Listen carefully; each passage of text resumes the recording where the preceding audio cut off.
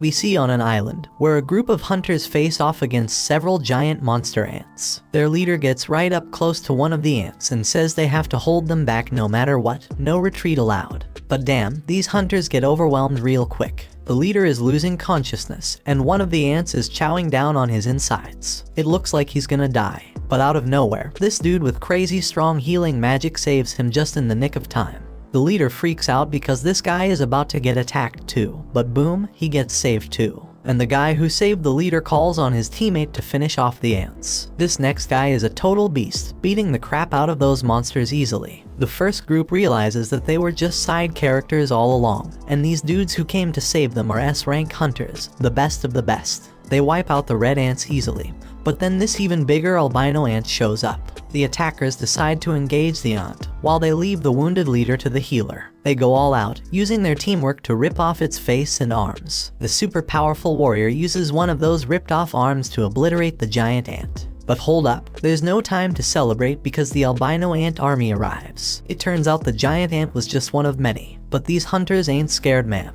The mage guy powers up his lightning, and the brute dude goes into full-on Hulk mode, ripping his clothes apart with his massive muscles. You can see their crazy fight from the city, where this other guy named Choi is relieved they made it in time. Choi's got his hands full because the city's got a serious ant problem too. But he handles it like a boss and lights it up with some serious flames, leaving only the colorless ones. And he's got a team of exterminators to help him out. We then learn that over 10 years ago, portals that could connect to a different dimension suddenly appeared in the world. And guess what? All types of monsters come from the portal. Only folks with special powers, called hunters, can fight them off. The hunters are ranked based on their magical abilities, from S rank being the highest to E rank being the lowest. But here's the kicker, once their powers awaken, they can't get any stronger, no matter how hard they try. 3 years have gone by, and that construction site is now a dungeon raid spot. We see this dude grabbing some drink before he heads in, and one of his friends calls out to him. He's surprised to see him there since he heard that Park quit being a hunter. That was true, but then the economy smacked him in the face after his wife got pregnant a second time. So the dude needed to make a ton of cash real quick, and a dungeon raid seemed like the perfect way to do it. We see that our hero has arrived. His name is Jinwoo. He recently joined the group, but they've already nicknamed him the weakest hunter ever. He greets everyone as he walks in, so Park asks why everyone seems to know him, thinking maybe he's some super strong hunter, but it's the complete opposite. Jinwoo is known as the weakest hunter ever. He managed to get himself injured and ended up in the hospital in an E-rank dungeon. They might as well create a new rank just for him, like an F rank, because he's that weak. But here's the thing, his reputation as the weakest works in his favor. If they call him in for a dungeon raid, it means it's probably gonna be a piece of cake. Jinwoo heard every word they said about him, but he couldn't deny it because it was true. He's just that damn weak. This woman named Juhi calls him out, and it turns out Jinwoo knows her from a previous mission they did together. But forget the greetings, she's more concerned about his latest injuries, and asks him what the hell happened this time. They sit down, and Jinwoo explains the embarrassing fact that he got injured in the lowest ranking dungeon. And get this, the team didn't even have a healer with them, because they didn't think any hunter would be dumb enough to injure themselves there. But they didn't take into account Jinwoo Dumbass' existence. Juhi gets pissed on his behalf, but Jinwoo already knows it ain't their fault. It's his damn fault for being so weak in the first place. It's time to enter the dungeon, and they're all about to head in. So this dude named Song Cheol suggests he be the party leader for this expedition. No one objects, so he leads the way, and before Jinwoo goes in, he gets a friendly reminder to stick close to the group, so he doesn't get hurt again. Jinwoo's only weapon is a crappy little knife with barely any magic power because that's all he can afford with his measly earnings. But he swears he'll give it his all anyway. In another place, there's this president of the Hunters Association named Juhi. He just finished a meeting with the government. They warned him about something called dungeon break that they needed to avoid. However, these same people demanded that they get the goods obtained from the dungeon. The members of the association make their living by selling the stuff they find in the dungeon, so Juhi doesn't have a problem with that request. The crystals they get from defeating magical creatures are called magic gems, and they sell them for money. Now let's go back to Jinwoo. Somehow, he managed to get his hands on a magic gem. Of course, he's thrilled about finally getting one, but he quickly has to defend himself against a goblin. When Jinwoo attacks the goblin, Jinwoo's blade shatters to pieces. The goblin stabs our hero, and instead of fighting back, Jinwoo just stands there screaming. Luckily, the big guy from earlier rushes past the useless girl and saves Jinwoo. While she heals him, Jinwoo can only watch as the rest of the team does all the work. We then find out that magic gems obtained from high-ranking magical creatures can be used to make more powerful weapons to defeat even stronger creatures. Mana crystals from the dungeon can also be used as weapons, but they're not nearly as effective as the magic gems. The government wants to use these items as a new kind of energy source. It's safer, more efficient, and causes less pollution compared to other types of power. It's like the perfect green energy, and the government is desperately researching how to generate electricity from these gems and crystals. Since these items can only come from the dungeon, hunters become incredibly valuable. Meanwhile, back in the dungeon, the team celebrates their victory after defeating the dungeon boss. Jinwoo must be the weakest person ever because he took a beating and Jinwoo is still healing him. She wonders why he even became a hunter if he's always getting injured, and thinks he's gonna meet his end one day. Jinwoo apologizes, but his words don't mean much and she's just worried about him. Everyone gets their share of the spoils from the battle, but there weren't many mana crystals, so they won't make much money. Jinwoo starts to doubt himself and feels disappointed to have only gotten a measly E-rank gem. He starts questioning if it's even worth risking his life for. One guy on the team calls everyone's attention to a huge hole, and they all gather around to figure out what the heck it is. Looks like a cave, but they're in a dungeon, so it's more likely to be a double dungeon. It's rare, but they've heard of it before, and their suspicion is confirmed, because they've already taken down the dungeon boss, yet the place hasn't started closing like a regular dungeon would. It seems like there's more loot to be grabbed deeper inside. Now Song Cheol tries to be the voice of reason and suggests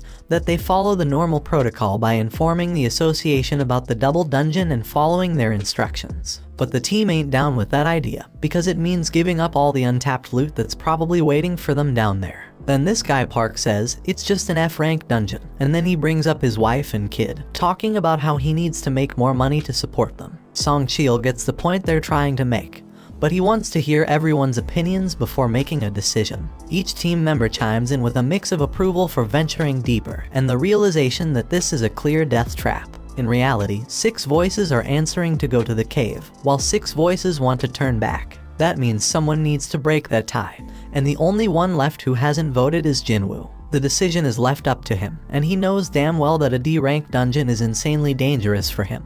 But with his father missing, he's the only one in his family who can earn any money. He's already burdened with a ton of financial responsibilities. His mom's in the hospital, and his sister needs to go to college, so he can't stay broke forever. So he decides to go into the dungeon. Elsewhere, in the lab, where people are getting tested for their magical powers. In the waiting room, the others are ready to recruit any promising new hunters. This ranked hunter Choi has told his people that regardless of age or gender, they're getting recruited. Meanwhile, some thieves snatch a purse and get ready to run over a girl who's in their way. This girl fearlessly snatches the purse back from those guys without even blinking. It's like it's just a regular day for her. This girl is Cha-hee, the famous S-rank hunter. She's a celebrity, but she can't handle all the attention. Her fans go crazy over her, and she makes a super dramatic exit. Back in the dungeon, the party has been walking for 40 minutes now, and they haven't found anything valuable yet. And the portal to a dungeon closes after an hour, so they only have another 20 minutes before they're out of time completely. Jinwoo says sorry to Joo-hee for making her come along because of his vote, but she's more pissed about how he doesn't worry more about his own life. If he had been stabbed just a bit higher, he'd be dead. And on top of that, she had a hard time healing his hands and feet. She keeps scolding him, and he realizes that it's only because of the B-rank healer that he can survive. Jinwoo feels sorry, so she suggests that buying her a meal would be a good apology. Our boy is taken aback by her forwardness, but before they can continue their discussion, the team discovers the boss's room. It's unusual to find such massive doors, so something feels off. Kim refuses to leave empty-handed and is determined to enter, with the others joining him.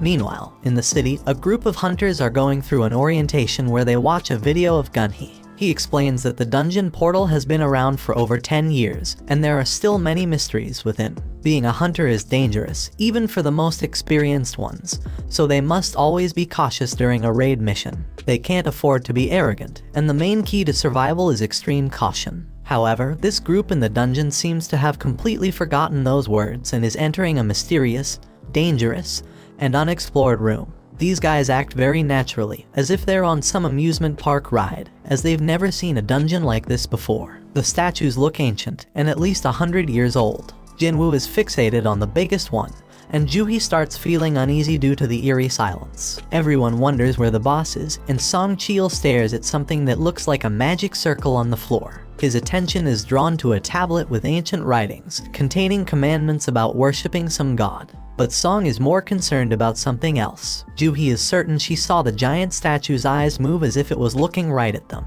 Jinwoo thinks she's just losing her mind, but everyone is shocked when the door suddenly slams shut. One dude on the team, who didn't even want to come in the first place, realizes something's off and tries to bail. But out of nowhere, one of the statues slices off half his body in an instant. Everyone loses their minds, because not only did someone just die, they got taken out so damn fast that nobody stands a chance against that power. Our boy turns his gaze back to the main statue, hoping that it doesn't move as well, but to his horror, it looks back at him. We take a peek into Jinwoo's past. The dude's been through some serious life or death situations. In his first mission, he got separated from his crew and attacked. Another time, he damn near starved to death while trapped in a maze. He's even been injured by some weak magic beast and ended up in the hospital for weeks. Even the lowest ranked, crappiest dungeons pose a real threat to this guy. Most hunters collect gems and sell them to buy better weapons, which they use to take down tougher beasts and earn bigger rewards. But not Jinwoo. He's stuck with a cheap little knife, and if that thing ever breaks during a fight, he's left fighting barehanded.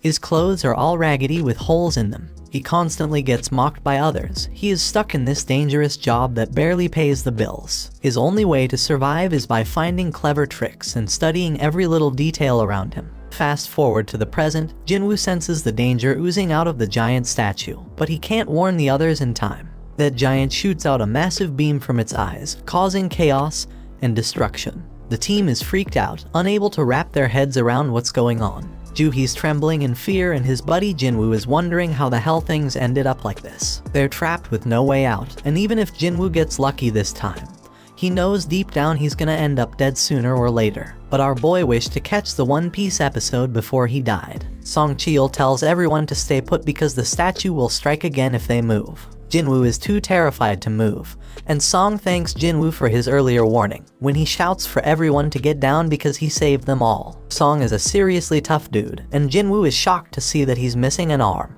Jinwoo needs to stop the bleeding for him because Joohee is freaking out and can't handle the pressure. She's a B rank healer, but her fearfulness limits her to easy raids only. Song has been on plenty of B rank raids himself, so he can tell that this statue isn't a rank, or maybe even an S rank. The tablet had some stuff written about praising God or facing consequences, so Jinwoo figures that this statue must be the god it was talking about. We then find out that 10 years ago, these gates started appearing all over the place, and brought about all sorts of supernatural stuff. One result of this is people awakening special powers called hunters. Their job is to take down monsters in the dungeons, and once a hunter's power awakens, it stays the same.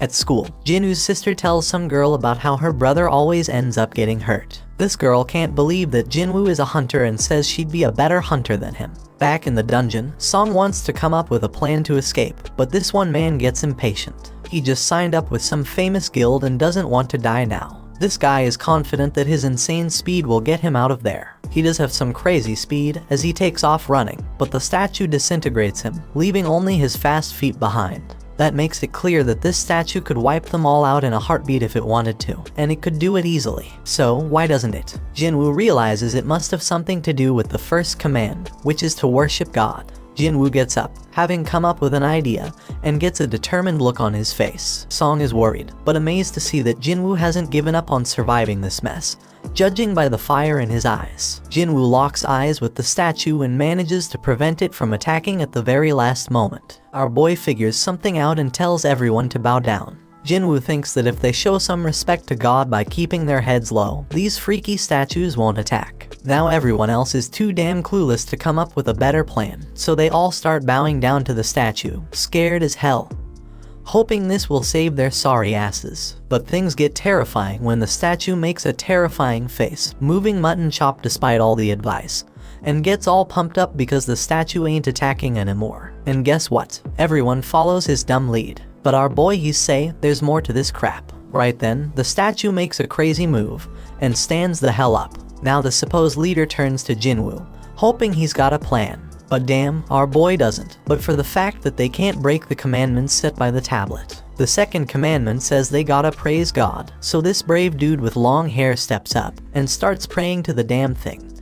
Everyone thinks it's working as the monster slows down, but Jinwoo knows better and reveals that the dude's words don't apply to this god. But boom, the statue stomps the poor guy, and everyone loses their minds. It's straight up chaos. Some random girl gets crushed, and everyone decides it's best to scatter. Park's thinking about his family, and how he can't leave them fatherless, but he makes the wrong move and gets sliced up by another statue. Meanwhile, Jinwoo's hauling ass with Juhi, racking his brain for a way to praise this messed up god. I mean, this monster's practically the devil, so how the hell do you come up with something to praise about it? But our hero knows he can't just ditch Juhi because everyone around them is dropping like flies. Jinwoo's freaking out, searching for any damn clue. He's checking out everything these statues are holding. Then he gets an idea and tells everyone to head to the statues that are holding instruments. So everyone follows his lead, and it becomes clear that these statues don't attack. Instead, they start playing their damn instruments. But when our boy gets to his statue, it's not playing any music, so he figures it doesn't work with two people. Jinwoo leaves Juhi behind, and that statue starts playing its tune. He hauls ass to find his statue, but damn, he nearly gets crushed. And then someone screams because Jinwoo's landed his sorry ass in front of the wrong goddamn statue. It slams its shield right on top of him, and Juhi goes nuts, screaming for Jinwoo. Our boy is still kicking, but he's in really bad shape, determined as hell not to give up. But damn, that giant's ready to finish him off for good. Jinwoo ain't ready to bite the dust, though even as that massive mofo stomps its foot down our boy. But guess what? Just in the nick of time, a statue starts singing, and we see Jinwoo made it to that statue just in the nick of time. He finally gets what it means to praise God, and the giant statue takes a chill pill and sits its ass down. Jinwoo tells Juhi he's fine, but she's shocked to see his foot ripped off. He tries to assure her he'll be alright, but she ain't having it. She's dead set on healing him, but her own body starts giving up on her. Everybody's in shock seeing how that goddamn raid went straight to hell. Some dude even tells Song that losing his arm was karma for leading them down this messed up path as their leader. Others think that's a bit too harsh, but Song takes full responsibility. But Jinwoo's way smarter than all these fools, because he knows there's no time for fighting because there's still one commandment left.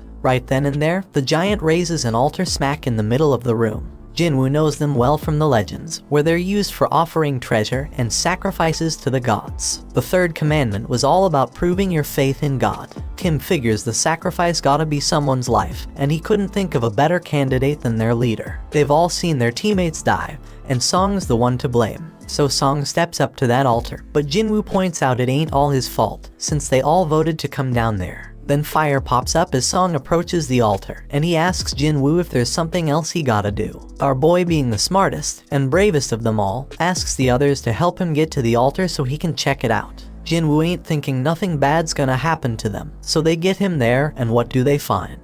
And they find that more flames appear. Song keeps pressing Jinwoo for answers, but he ain't come up with any yet. Song explains the gate's been open for a whole damn week, so the statues are about to start moving again before anyone comes to rescue them. Jinwoo remembers how it takes a full 7 days for a gate to open wide open, and that's called the dungeon break. When that happens, their beasts can cross over to our side. The main goal of these raids is to defeat the dungeon boss and shut the gate down before that time's up. So if they can't beat this boss right now, that damn giant's gonna come barging into our world, and that shit's straight up terrifying. Back in their world, Jinna goes to see Jinwoo's mom, and they start chatting. But damn, their mom is in really bad shape. In the dungeon, Jinwoo tells the scaredy cats of the group to come over to the altar. He predicts that they need a flame for each person. Once they do it, more flames pop up, and the damn door opens wide. They're all freaking out, thinking it might be a trap.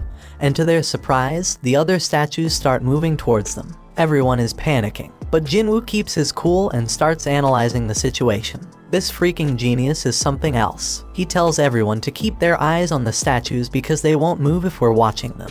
Everyone follows his orders, and shockingly it works. Everyone's doing their best to keep their eyes on those terrifying statues, but then this one chick gives in to fear and tries to haul ass toward the door. As soon as she crosses the circle, her flame goes out, but she manages to make it out the damn door. Song Cheol can't figure out what the hell is happening. The door closed a bit, but the girl made it out alright. He thought we were supposed to stay in the circle, so naturally, he turned to Jinwoo for answers. Jinwoo's just as confused, but he starts analyzing everything again. Those blue flames have been burning out over time. One of the fire ones went out when that girl escaped. The first order was to revere, the second was to praise, and the third was to prove our faith. Jinwoo is damn sure that the door must be a trap. This situation is dangerous as hell, and it's messing with our heads, giving us false hope. It makes him wonder if this is some test of our faith in this god. Jinwoo gets thrown to the ground as the next dumbass decides to make a run for it, and the same shit happens. His flame goes out, the door closes a bit more,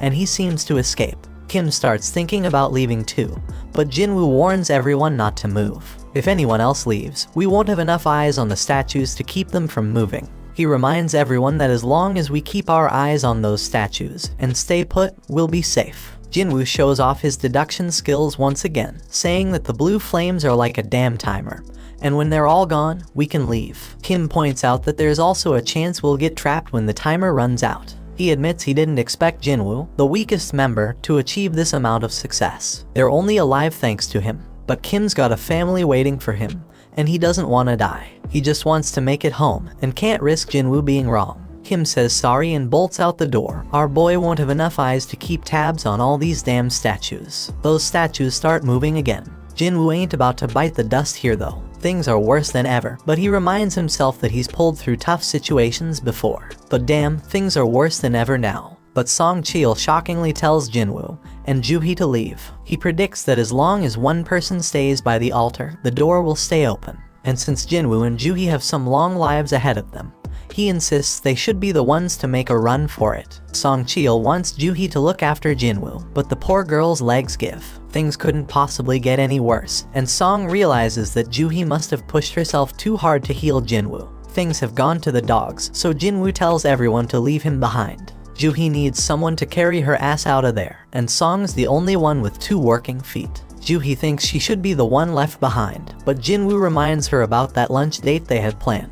He hands her his gem so she can treat herself to a meal, and promises to get the change when they all make it out of this dungeon. Juhee won't ditch him, but Sung apologizes and knocks her out. They're running out of time. He apologizes to Jinwoo too, and bolts with Juhee to safety. Our boy can at least find comfort in knowing he's the only one who's gotta bite it, and his only regret is not having a better damn life insurance policy. Our hero grabs hold of a sword, dead set on taking one of these statues down with him. He tells them to bring it on. Those statues go full savage mode, ripping into him as he fights tooth and nail to stay alive. Jinwoo thinks about how he has always been the weakest. He's constantly getting mocked for it, but he's always given it his all. These damn statues ain't letting up, they chop off his arm, and Jinwoo screams in pure agony. He's angry because it doesn't have to end this way after he poured his heart and soul into trying to become stronger. But these statues keep inflicting more pain, and thrash him about further. But despite all the setbacks, he can't help but think about how he gave everything he had to make it this far. He's a fighter, even with just a sliver of life left in him. He's got this burning desire to let out a scream of pure anger, but he can't even do that as he is stabbed through the chest. Jinwoo's on the brink of death, but you can feel the rage coursing through his veins. He starts reflecting on how the first few people who ran away were just weaklings. They claimed they couldn't handle it anymore, but deep down, they were just selfish. Those fools were only looking out for themselves, and it's always the most selfish jerks who end up benefiting the most. That thought fuels Jinwoo's rage even further. He's got a family too. All he wants is to make it back home alive, just like those lucky ones before him. The pain is unbearable, and he starts wondering if it's a good thing that he's the only one who has to die. In his battered state, Jinwoo's mind starts wandering, and he realizes what a hypocrite he's been. He's struggling to catch his breath, desperately clinging to life. He doesn't want to die, but the final attack comes crashing down on him, and our boy wishes he could have one more shot. And just when it seems like it's all over, the final blue flame goes out, and this mysterious notification pops up out of nowhere. It turns out he's completed some secret quest called Courage of the Weak. It's offering him the opportunity to become a player. The catch is if he doesn't accept, the player's heart will stop in a fraction of a second, so no choice, and he hits that yes damn button.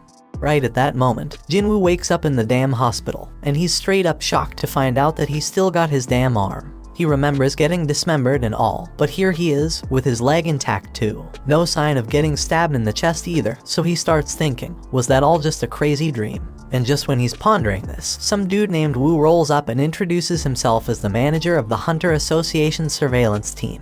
And that purple-haired dude, yeah, his name's Kang, but they ain't saying why they are there. They do reveal that Jinwoo was unconscious for 3 straight days. And get this, Joohee and Song ain't dead either. Song lost his arm though, so he might have to peace out as a hunter. Joohee's all sorts of messed up mentally, so she's getting psychiatric care. But it doesn't look too good, bro, so she's probably not gonna continue as a hunter. Only 6 peeps made it out alive from that crazy double dungeon they stumbled upon.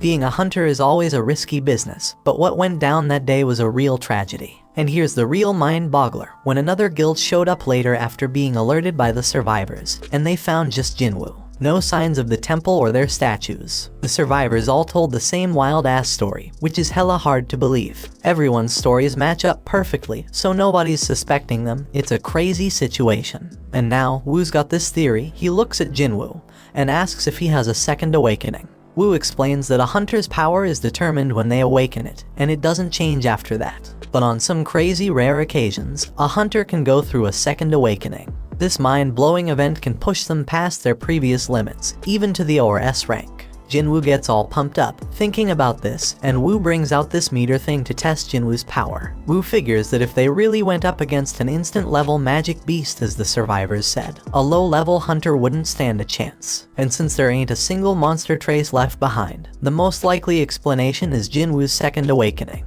Jinwoo's hyped as hell to hear the results of his mana test. But damn, the results ain't looking good. Woo admits they messed up, and they leave. Turns out Jinwoo only scores a lousy 10 on the test. Even E-rankers usually get at least 70. A score of 10 puts Jinwoo in civilian territory. And to top it off, the dungeon just vanished, so they can't even investigate how Jinwoo pulled off survival. Jinwoo's bummed out by the whole damn thing, but he can't help but wonder why those guys didn't ask about the freaking thing floating in the air. He's freaking out, wondering if he's the only one who can see this, and then he realizes it's like a touch screen or something. Jinwoo remembers getting a message about becoming a player, but his sister interrupts his thoughts. She's all worried about him, so he apologizes and asks if she can see the panel. She can't see it, so he asks if she knows how opening messages in games usually work. Jinna thinks he's gone nuts, but our boy reminds her she used to be a gamer. She gives him the obvious answer, saying he just needs to check his inbox. Right then, a notification pops up saying Jinwoo has a daily quest, which is all about strength training. After Jinna leaves, our hero opens up a ton of these panels. They explain that the system is there to help the player get better, and if he doesn't follow it, there's gonna be consequences. They've also sent him some rewards, but Jinwoo has no clue what any of it means. Jinwoo accepts his daily quest, which sets out a bunch of goals like push-ups, sit-ups, squats, and running. But if he fails to complete the quest, he's gonna get penalized. Jinwoo starts wondering if this whole thing's a joke since he's stuck in the hospital and ain't got no energy for any of that crap. Outside, Woo tells the chairman that Jinwoo didn't have a second awakening. The whole incident's still a mystery, so they gonna mark it as a special case and look into it more. Meanwhile, Mr. Choi tells Cha-hee that she gonna be part of a B-rank raid as an instructor. This raid's gonna test and train the recruits, and he can't think of a better instructor than her. Cha-hee doubts her teaching skills, but Mr. Choi tells her to just fight like she always does, and everyone gonna learn from watching her. He goes on to explain that the Hunter Guild is one of the top 5 guilds in the country, but they ain't nothing special on the international stage. Hunters can't level up on their own, but they can improve their collective combat skills. Somewhere else, another gate opens up, and the observers are all like, damn, when are the hunters gonna show up? At the freaking hospital, Jinwoo falls asleep as the clock reaches midnight. Then a damn notification pops up, saying he didn't finish his quest, and suddenly the ground starts shaking like crazy. Jinwoo is frigging terrified when he finds himself in the middle of a damn desert, and to make things worse, there's this giant creepy caterpillar monster right in front of him. But suddenly another notification pops up, saying he's got a penalty quest, and he's gotta survive for 4 freaking hours. Back at the hospital, the nurses are all like, where the hell is Jinwoo? Because he's nowhere to be found. Little do they know our hero is stuck in some other dimension, running for his damn life. The giant caterpillar thing is closing in on him, and he's like, oh shit, because there's more than one of them. And if that ain't bad enough, Jinwoo still has 2 hours to get his ass back to the hospital. The nurses keep searching for him, they are all worried. Meanwhile, poor Jinwoo is running his ass off, knowing he's running out of time. The caterpillars are getting closer and closer, but just as the clock hits the deadline, Jinwoo finds himself back at the hospital. The notification confirms that he completed the penalty quest, but Jinwoo is so drained that he ends up puking and passing out. He gets another reward, but he's out cold and has no idea. Later on, Jinwoo tells his sister that he's healing up nicely and might be able to go home soon. So he gets dressed in his fancy tracksuit and heads outside. Over in another place, Juhi gets a request to join a raid, because some D-rank gate has shown up. The other guilds are busy, and Juhi can't bring herself to agree to go. On the other hand, Juhi gets some good news that Jinwoo has woken up from his coma. Juhi is all nervous and shit as she goes to visit him, but the nurses are like, he's running again, just like every day since he woke up. Outside, Jinwoo is thinking about how it's been 4 days since he woke up, and he's learned a few things. First off, those pop-up windows he's been seeing are for real, not some crazy hallucinations. And when he completes his daily quest, he gets 3 types of rewards. One is full recovery, which he uses now to shake off all that exhaustion from running. Then there are ability points, which he can use to boost his skills. Currently, our boy can totally feel the difference. He's got some serious power now. So this dude Jinwoo, he's got mad skills with inventory screens. Jinwoo takes a moment to think about how dang strange his life has just become and points out how it's like a freaking video game. But while he was messing with his screens, everyone around was just gawking at him. Anyway, this dude completes his daily quest and gets a random loot box as a reward. And guess what? Today's loot is a mysterious key. Usually, he just gets useless junk like pens and bandages, so this key is a total surprise. Then he gets a notification saying the key is for teleporting to some instant dungeon, with a location and all. Now Jinwoo doesn't know what the heck an instance dungeon is, but based on everything that's been going down, he figures it's some kind of event to help him get stronger. In this world, these things called gates open up all the time, and they even get a news report to keep track of them. Jinwoo goes to see his mom and remembers when he found her passed out. Turns out she's got this messed up sleep disease called final rest, and it showed up when the gates appeared. Some people say it's because of the constant exposure to mana. Modern medicine can't do much except keep them on life support. Jinwoo busted his ass to make enough money to become a hunter so he could pay for his mom's treatment. He told Jinna that he'd soon be able to afford their mom's treatment, but she was scared shitless about how dangerous being a hunter is. Jinwoo tries to reassure her that things will be okay from now on and tells her to trust him. But damn, it's clear that he's useless in a fight, and he ain't getting nothing from the rewards because of it. But things are different now. Jinwoo's putting in work to train his body, pumping all his ability points into strength. He even shows off an apple that he's crushing to show his progress. This dude's dead set on getting stronger and ain't taking no shit. So he heads to the location from the key notification, fully prepared for whatever's coming. And if shit gets too real like it did in that raid, he'll just haul ass and run away. When Jinwoo pulls out his key, bam, a freaking keyhole appears out of nowhere. Jinwoo uses the key to unlock it, and boom, a mysterious gate shows up. So he walks through it, and guess what? A notification pops up saying he's in an instance dungeon. The exit's sealed off, but regular folks don't even notice it. Turns out this place is like a whole other dimension, and these instance dungeons ain't like your regular dungeons. He thinks it's kinda like a red gate, but he ain't got much info on those since he's never been in one. Jinwoo realizes he can't just run like he planned, and then another notification pops up. It says the only way out of this joint is by beating the boss or using a teleportation stone. Jinwoo's couldn't even take down an E-rank beast before, and now I gotta clear a whole instance dungeon all by myself. He wonders if he's really up for it, but he figures he ain't got no choice, so he starts making his way through. But damn, Jinwoo's confidence starts to fade real quickly. And it ain't without reason, because a bunch of goblins show up right in front of him. Jinwoo gets a flashback of when he got stabbed, and these goblins come at him. These little suckers are relentless, they're swinging and charging like crazy, but Jinwoo's doing a good job dodging and blocking them. But damn, he gets overwhelmed eventually. But you know what? Jinwoo gets pissed off and straight up stabs one of those goblins. He's feeling more confident after that, so he takes out the other two like it's nothing. Jinwoo can tell he's getting stronger, but out of nowhere, this beast shows up. It shatters his freaking dagger like it's made of glass. Jinwoo can sense this monster is way stronger than the goblins. As this creature stares him down, his legs freeze up. He's thinking, what the hell? Am I scared? Because he didn't think he was traumatized from the raid. But his legs keep trembling, and this monster starts its attack. Jinwoo barely dodges it, but it manages to scratch him. He ain't got no healer with him, so if he gets injured again, game over for him. This monster lets out a howl and charges straight at Jinwoo.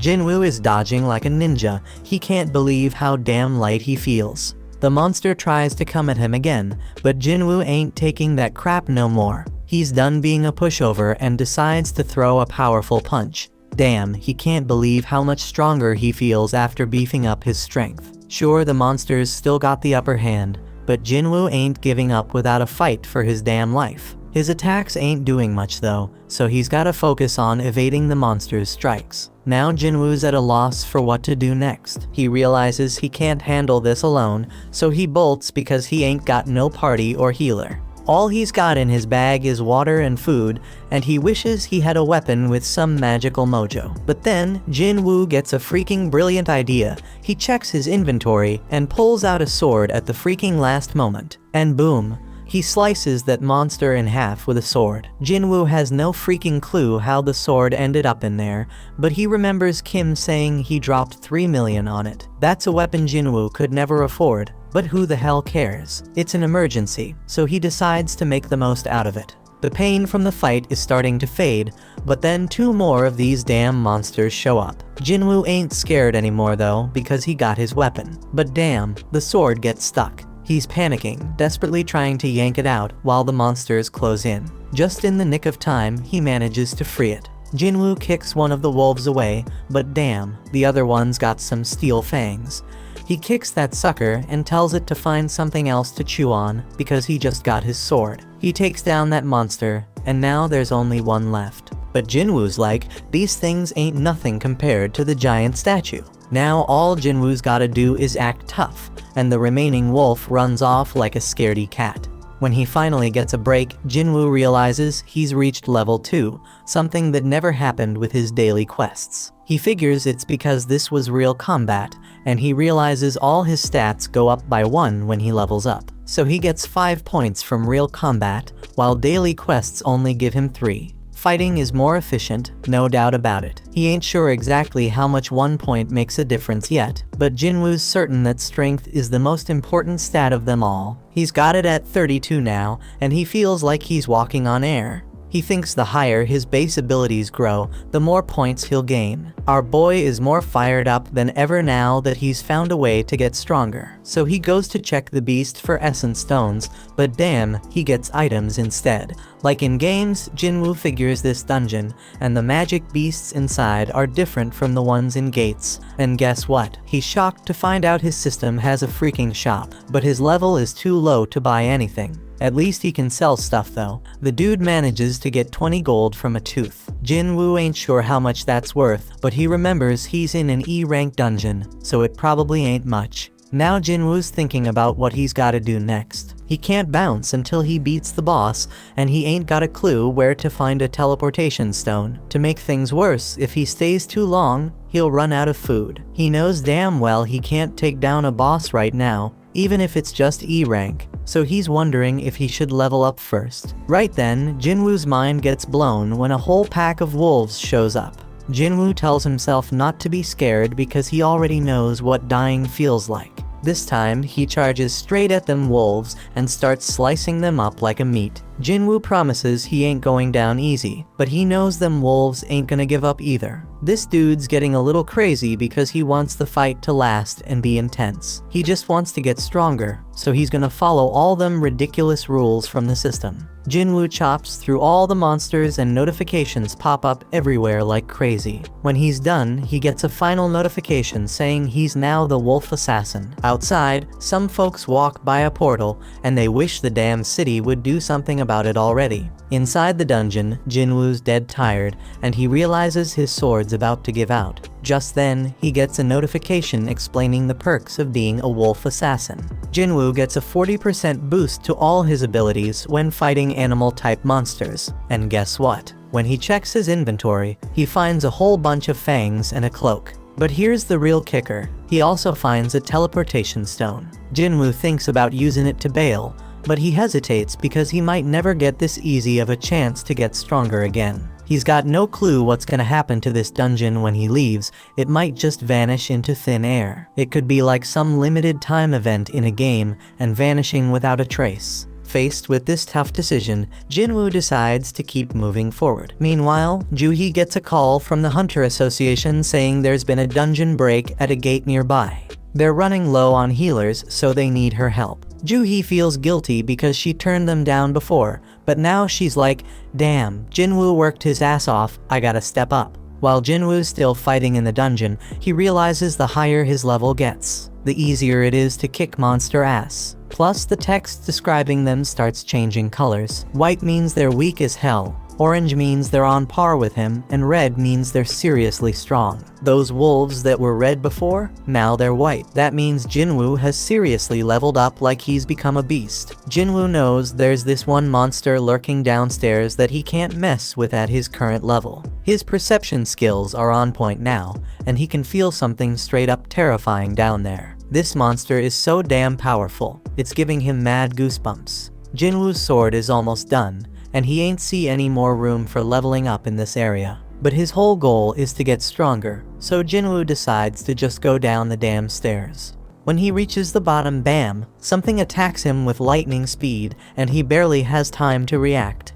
Jinwoo's sword snaps in half, and this massive serpent pops up in front of him. Damn, Jinwoo's mind is blown, because even with all his leveling up, this beast's name is still orange to him, which means it's insanely tough. It's crystal clear that this snake is the boss, and there's no way his sword can pierce its thick scales. He knows for sure that fighting without a weapon would be a death sentence, so when the snake strikes, Jinwoo goes all out with his sword. This colossal snake knows how to pack a punch, so Jinwoo needs to figure out a way to get around its defenses. But damn, this thing's armor is hella tough, so all Jinwoo can do is run for his life. The snake whips its tail like a straight-up badass, and Jinwoo knows he's screwed if he gets hit. He does his best to block it, but he takes some serious damage. This creature doesn't quit.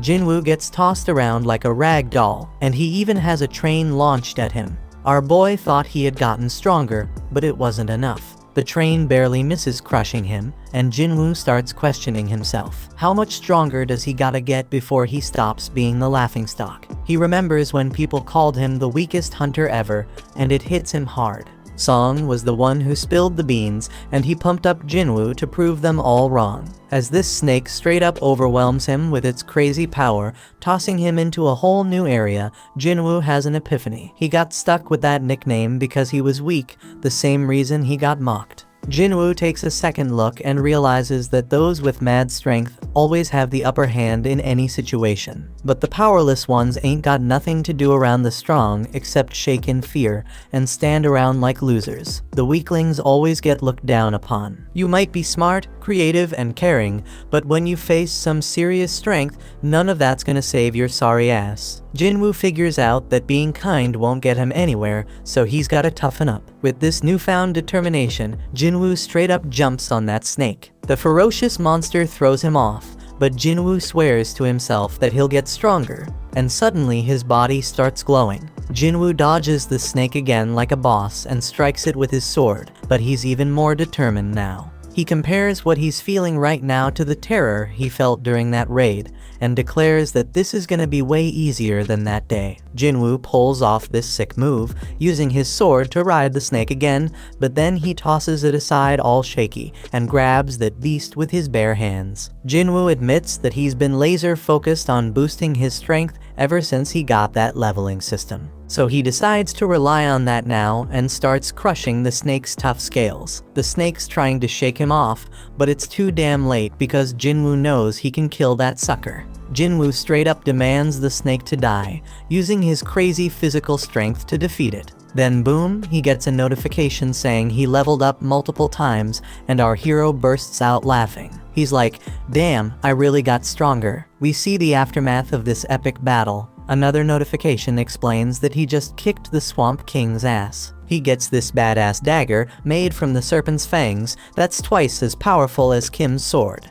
It even has paralysis and drain effects, oh, and he also gets this toxic potion that'll make his skin tough as nails, but mess up his muscles permanently. Now the dungeon turns into a train station, and Jinwoo realizes he beat the whole damn thing by himself. He's walking around with his broken sword, but there's nobody in sight. Some soldier tells Jinwoo to find shelter, but he quickly figures out that Jinwoo is a hunter. The soldier's like, my bad, let's go kick some ass together. There are monsters all over the place, so Jinwoo figures it must have been a dungeon break, and some magic beast came out of a portal. The soldier says they handled most of the situation, but there's still one huge badass monster left. Jinwoo's perception ability has gone through the roof, and he can sense where the boss is. We see this massive golem wrecking shit, and the people are scared as hell it's gonna get worse. The hunters are struggling to fight it, and the leader tells the healers to focus on keeping their tank alive.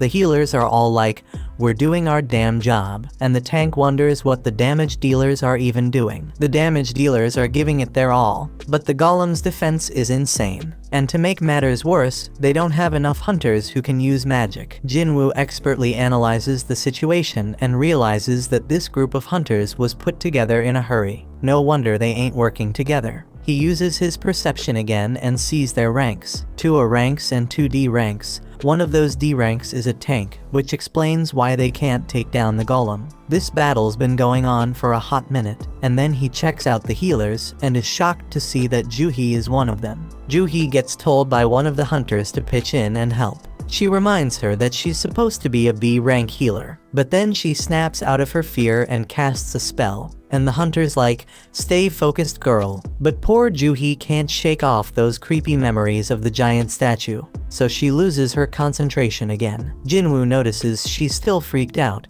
but he doesn't blame her, because he's feeling the same way. Then it hits him that things have actually changed. This golem is a weak-ass D rank boss, way weaker than the one he just fought. The hunters start freaking out because they're losing the battle real quick, and they realize they ain't got a chance without a higher ranked hunter. That's when Jinwoo gears up for an attack and figures out that they can take down the golem if they can just break through its defenses. Jinwoo plans to lend them a hand by using an attack strong enough to pierce through the stone. Jinwoo hurls his busted sword with so much force that it straight up shatters the golem's shield, and the hunters start wailing at it. They barely lay a finger on it and manage to bring it down. They can't believe they actually did it, but the tank guy ain't convinced. He's all like, "None of our attacks were doing squat before. What the hell broke that thing's defense?" He's dead certain it wasn't any of them because they couldn't even scratch the damn thing. Then he spots the sword lying nearby and puts 2 and 2 together. He realized that this sword was the reason, but couldn't believe it.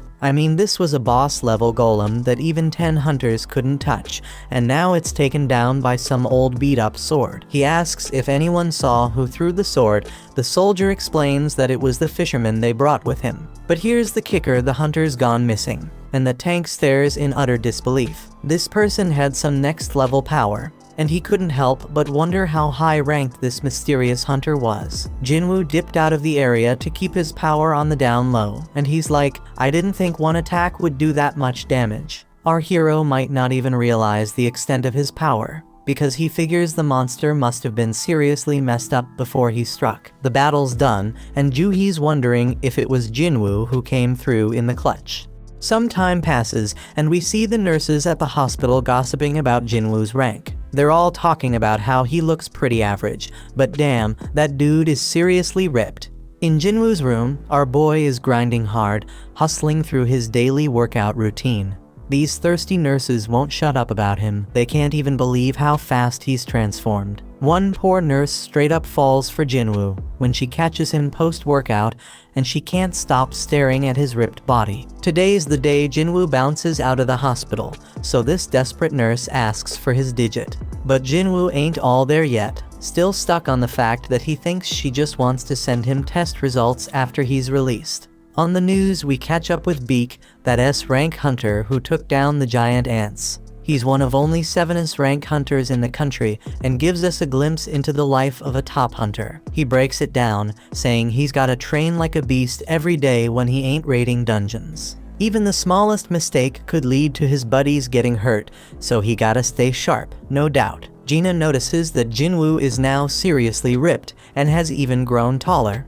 Jinwoo reminds his scatterbrained sister to grab an umbrella for school and sees her off. When he's alone, Jinwoo figures he can hit his run later and wonders if these fresh gains are because of his boosted stats. He figures if he keeps this pace up, he could become a massive bodybuilder. Jinwoo starts thinking about where to allocate the new stats he just got.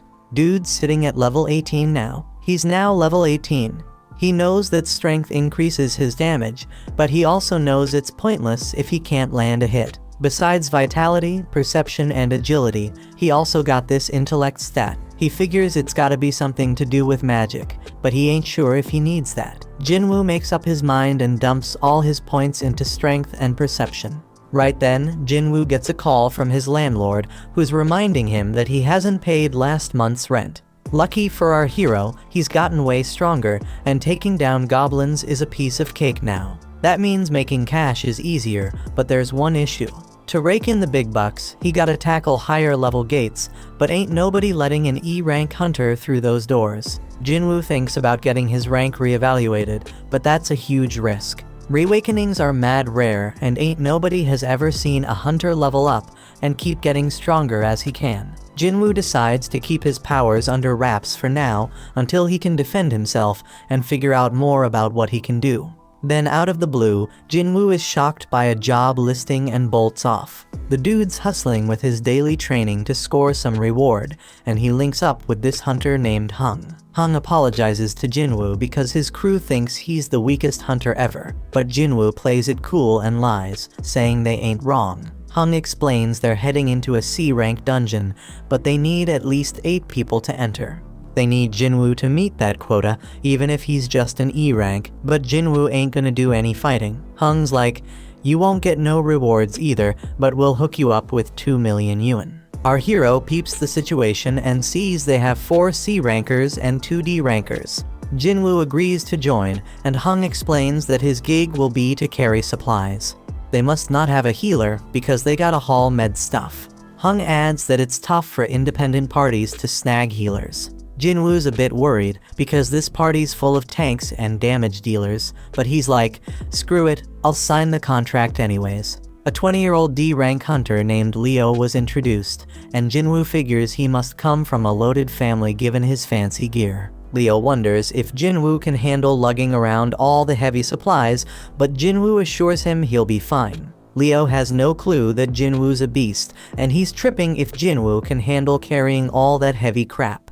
Leo starts spouting off about the president overseeing the construction site they're at, blabbering on about how the guy skipped town after swindling 900 billion yuan, leaving everyone astonished. They all roll up to this freaking massive gate and start thinking if it's really just some C-rank dungeon. Leo questions if they'll be alright, so Jinwoo explains that the size of the gate ain't that important. What really matters is the magic power flowing from inside. And that's what the Hunter Association uses to assign ranks. Anything above a B rank, the big guilds take care of, so this C rank joint shouldn't be too much of a challenge. Jinwoo knows all this because he's been a hunter for a while, but he realizes he ain't never actually tackled a C rank dungeon before. They step through the gate and use the light to check things out, but damn, they're shocked to find there ain't no magical creatures in there.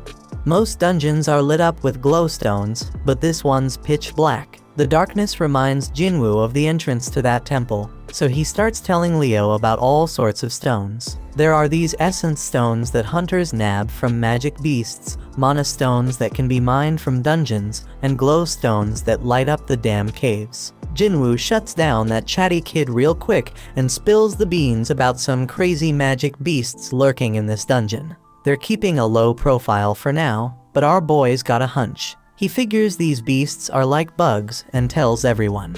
Everyone freaks out when they realize they're stuck in an ant's nest and can hear those monsters getting closer. Jinwoo says the beasts are above them, so the crew starts going all out, attacking like mad. Hung steps up and uses his taunt skill to draw most of the aggro, and Jinwoo is amazed by their badass leader, who's a C rank. Leo wants to join the fight, but their mage holds him back, saying he's got a trick up his sleeve. After a suspenseful countdown, the mage unleashes a wicked blast. Jinwoo analyzes the situation again, and he can see these hunters have some solid teamwork going on. As for Leo, his gear compensates for his lack of skills. They're all holding their own, but Jinwoo's got this nagging feeling that something's off. He quietly destroys one of the ants, and the fight ends shortly after. Hung declares their victory, and everyone grabs their share of the loot, except Jinwoo. Hung gives props to Jinwoo for saving them a ton of trouble by spotting those ants. Jinwoo's like, no, just followed my instincts. But then Hung noticed that some of the ants were messed up, and it wasn't from swords or magic. He thinks maybe some other magic beast got to them, but that would mean there's something even stronger lurking around here. Several ants were torn to shreds, so Hung wondered what could be big enough to take them down. Leo spills the beans about how his pops hooked him up with a bunch of sick gear for his first raid, and Jinwoo's stoked to hear that. He ain't sure why yet, but he tells Leo they gotta be extra careful. Over in another spot, a dude working out gets startled by a loud noise of destruction. But don't trip, someone tells him to chill because it's just their guild master training, and turns out it's Beak. This dude is a beast, and the kid's jaw drops when he sees Beak smash through a massive stone with just one hit. Beak doesn't even flinch, and says it wasn't even a good warm-up. Back in the dungeon, Leo's still worried about Jinwoo carrying everything. But Jinwoo's like, no man, getting paid to not fight? That's a sweet deal. But deep down, our boy's thinking might be too good to be true. He does some more thinking and realizes this crew is battle-tested, but ain't got no healer. Plus, they needed more members to meet the party quota. The group gets worried because they've covered a ton of ground in the dungeon, but haven't come across a single healthy critter. The dungeon boss gotta be alive though, because the gate would have closed if it wasn't. They stumble upon a bunch of webs and figure out that the boss's lair must be through that tunnel. They go through the tunnel and damn, they find a crazy load of mana crystals. Now these crystals ain't as valuable as essence stones, but we're talking at least 1 billion worth of crystals. One of the hunters even says that Hung's brother would be hella jealous of this find, but they shut him down real quick. Hung's got some hidden motive, they think, because his brother can't always be right. Hung ain't about to play second fiddle to his bro, so he's gonna use this massive haul as his own personal strike team training ground. Now Leo is the legal whiz, so he takes a look at Jinwoo's contract and spots something fishy. He tells Hung that the contract only says Jinwoo ain't getting a cut of the battle drops, but mana crystals ain't battle drops. That means they gotta split their findings 8 ways instead of 7. Hung all smiles and agrees, but he reminds them that the dungeon boss is nearby. They gotta defeat that boss to close the gate, so they gotta haul those mana crystals out before they take on the spider boss. Lucky for them though, the spider's snoozing.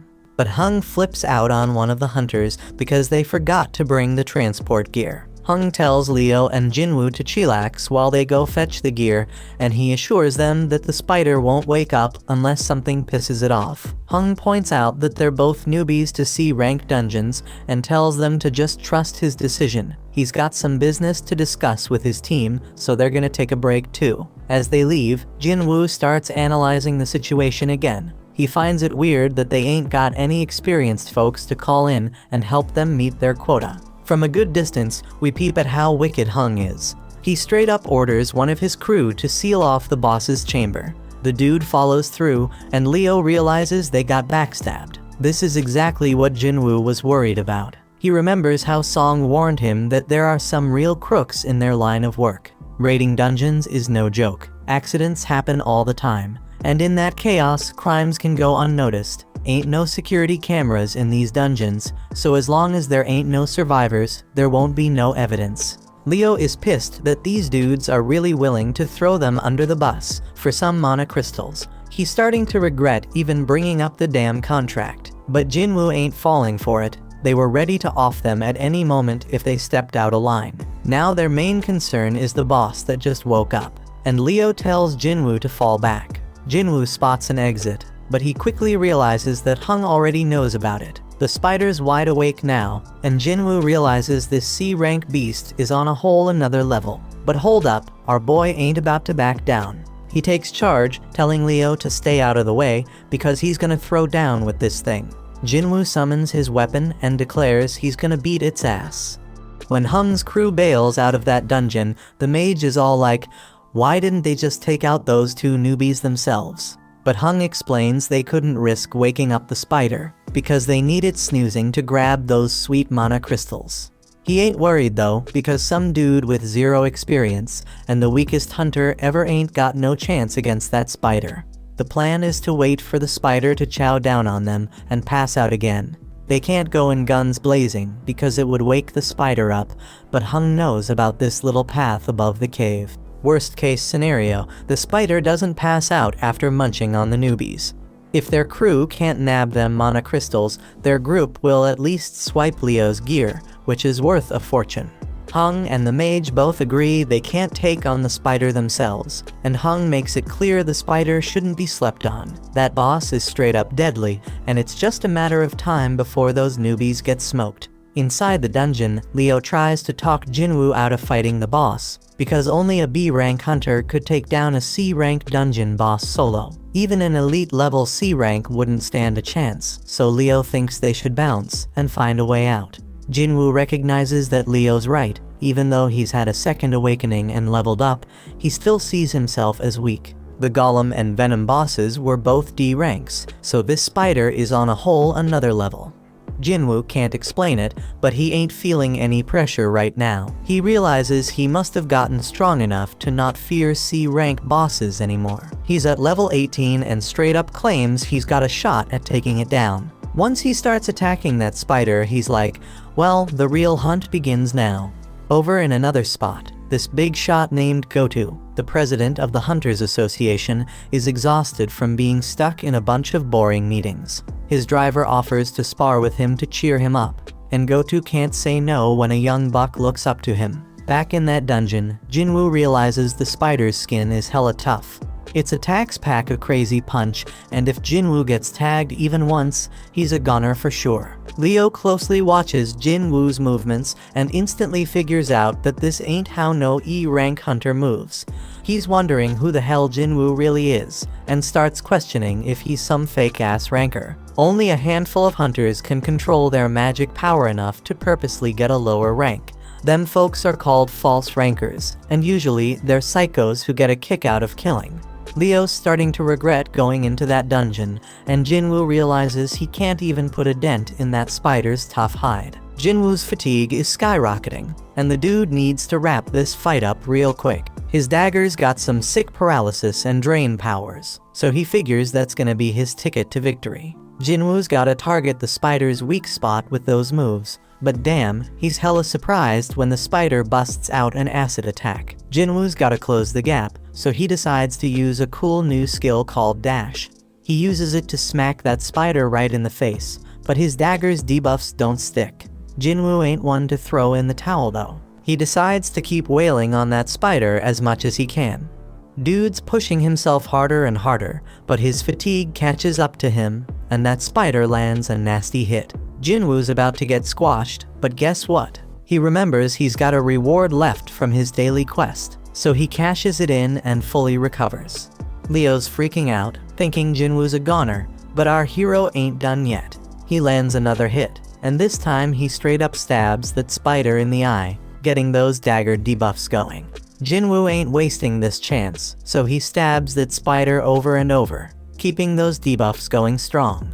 Eventually, that spider just can't take it anymore and goes down for the count. A notification pops up, saying Jinwoo just took down the dungeon boss. Jinwoo knows he got lucky not picking a reward before diving into that dungeon, because he'd be 6 feet under right now for sure. Leo's mind is blown, seeing Jinwoo take down a dungeon boss all by himself. He's more convinced than ever that Jinwoo's some kind of fake ranker. Jinwoo scores a gem from that spider, and Leo rolls up, offering to carry their supplies from now on. Leo straight up idolizes Jinwoo now, telling him to chill and take a break while he handles the mana crystals. Just then, Hung and his crew show up, and they're hella surprised to see the newbies still kicking. In a training room, Gotu straight flexes on Woo, showing off his mad skills by totally overpowering him like it's no biggie. Gotu gives props to Woo, saying he feels way better now. Woo's mind is blown that the prez ain't even rusty. Gotu explains he ain't as strong as before, but he can tell Woo's been grinding hard. Woo acknowledges that training can't level up a hunter, but it can level up their skills. Gotu points out that a hunter's gotta be physically and mentally strong, especially in dungeons where you have the worst kind of people lurking. Back in the dungeon, Hung's crew concludes that the newbies only survived because this spider must have been dumb as a rock. They straight up clown the spider for losing to low-level hunters. Hung spills the beans to Leo that he knows Leo's from a rich family, but Leo's like, who cares? That's when Hung drops the bomb and tells Leo he's only getting one chance. He tells Leo to straight up off Jinwoo. Hung's like, usually we kill the people we recruit for our party so we can keep all the loot ourselves. But hey, if Leo agrees to join us, we won't off him. If Leo says no, we'll just kill them both. Hung thinks Leo might be a threat because he has some crazy gear that gives him superpowers to take down the spider. He'd rather not test that theory, so he wants to talk Leo into taking on weak-ass Jinwoo. Hung's stoked when Leo starts heading toward Jinwoo, but then he's all shocked when Leo ends up taking Jinwoo's side. This evil group decides to straight up end their lives, and Hung's wondering if the newbies ever had to off any peeps before. Right then and there, Jinwoo gets an urgent mission, and it's straight up wild because he gotta take out 6 enemies in front of him. Now the gang decides to go after the weaker one, so the mage attacks Jinwoo. Leo's all worried about his new buddy, and freaked when he sees how messed up Jinwoo is. Meanwhile, one of the group members, Chahi, was told to brag about how amazing she was. They struggled with a rank beast, but she took it down in a flash. These girls feel lucky because they are in 2 of the sickest guilds around. After all, there are all sorts of messed up stories about the other squads, like those strike teams with crazy high death rates. Back in the dungeon, Hung's like, it's game over, Jinwoo's done for. Jinwoo starts beating himself up for forgetting, and reminds himself that this world is all about survival of the fittest. It's a world full of shady tricks and backstabbing. He's straight up fuming because he forgot this truth and realizes he got numb to it. Jinwoo's chilled out now, and he's thinking about how he straight up messed up because he was careless and too damn cocky. This level system is pushing him to kill, so he's wondering if it needs him alive for some reason. He figures this system ain't just being nice, it wants him alive. But that's not all, it also wants him to be strong. So Jinwoo's like, if this system wants to use me, then I may use it right back. He tells the crew that they remind him that the weak ones are the ones who bite the dust in the dungeon. They are stoked to hear the weakest hunter knows how it goes, but Jinwoo points out that they better be ready for when this rule doesn't work in their favor. One of them ain't cool with Jinwoo calling them prey, but Jinwoo wastes no time showing them what he means. Everybody's straight up shocked when this dude's head gets sliced off, and Jinwoo's like, that's one down, as the kill count pops up on the updates. Jinwoo just realized he straight up murked someone, but he knows damn well he would have been 6 feet under if he hadn't. Ain't no turning back now because only the strong survive. The crew snaps out of their shock, seeing an E rank take out one of their D ranks, and they come at Jinwoo with all they have. But it's all futile because Jinwoo starts shanking them one by one. His debuffs kick in, and he takes out 2 more suckers. The archer is the next to bite the dust under Jinwoo's wrath, followed by the mage. Now there's only one left, and Leo's mind is blown, because Jinwoo's way stronger than when he faced the dungeon boss. Hung buffs up his body and thinks about how he is certain that Jinwoo is tired after dealing with the boss and 5 other hunters. Plus Hung's made his body as tough as steel, so he figures Jinwoo's dagger won't even scratch him. But Hung starts his attack, and our hero catches him off guard with his lightning speed. Jinwoo knows Hung's a beast, but he drops a bombshell on him. He crushes him and reveals he's been leveling up this whole damn time. Hung realizes Jinwoo ain't an E rank and tries to bribe him with double the cash. But Jinwoo ain't having none of it, because this dude tried to off him 3 times. Jinwoo mocks him, saying he won't get away with it, and Hung tries to threaten Jinwoo one last time. But Jinwoo reminds him that Hung himself said whatever goes down in a dungeon stays in a dungeon. Hung tries to play tough one last time, but Jinwoo straight up ends his sorry ass. Jinwoo's mission is accomplished, but the whole dungeon starts to crumble because they took down the boss. When they make it out, they're the only ones left standing after the spider showdown. The official ain't buying it because they're the lowest level peeps, but she gets distracted by some used gear. Jinwoo can't believe he's getting rewarded for the bloody mess he just caused, and he realizes he gained a skill that scares the crap out of enemies and cuts their abilities in half. The no-nonsense official concludes that Leo survived because of his gear and assumes Jinwoo, the E-rank scrub, just hid somewhere. Leo gives props to Jinwoo for a job well done, and then it starts raining. Leo wonders if something's up, but the chill Jinwoo explains he's just happy he gave his sister an umbrella. Somewhere else, Woo gets told about this crazy incident where 6 hunters got wiped out. and only 2 of them made it out alive. It's pretty normal for hunters to dip when they're outmatched in dungeons, but he's hella surprised when he hears that these survivors actually took down the dungeon boss before bouncing. Woo straight up interrupts the dude before he can spill more, but then he gets hit with a bombshell. One of the survivors is none other than Jinwoo. Woo knows this shit involves the infamous Hung, which explains why he got dragged into this mess. Jinwoo rolls back home and lets his sister know that he's gonna cover their mom's hospital bills for a while. Gina thinks he must have scored big cash from his last raid, but she's like, hold up, bro, you ain't even injured. She figures he must have had a solid-ass team making it easy to take down the bad guys.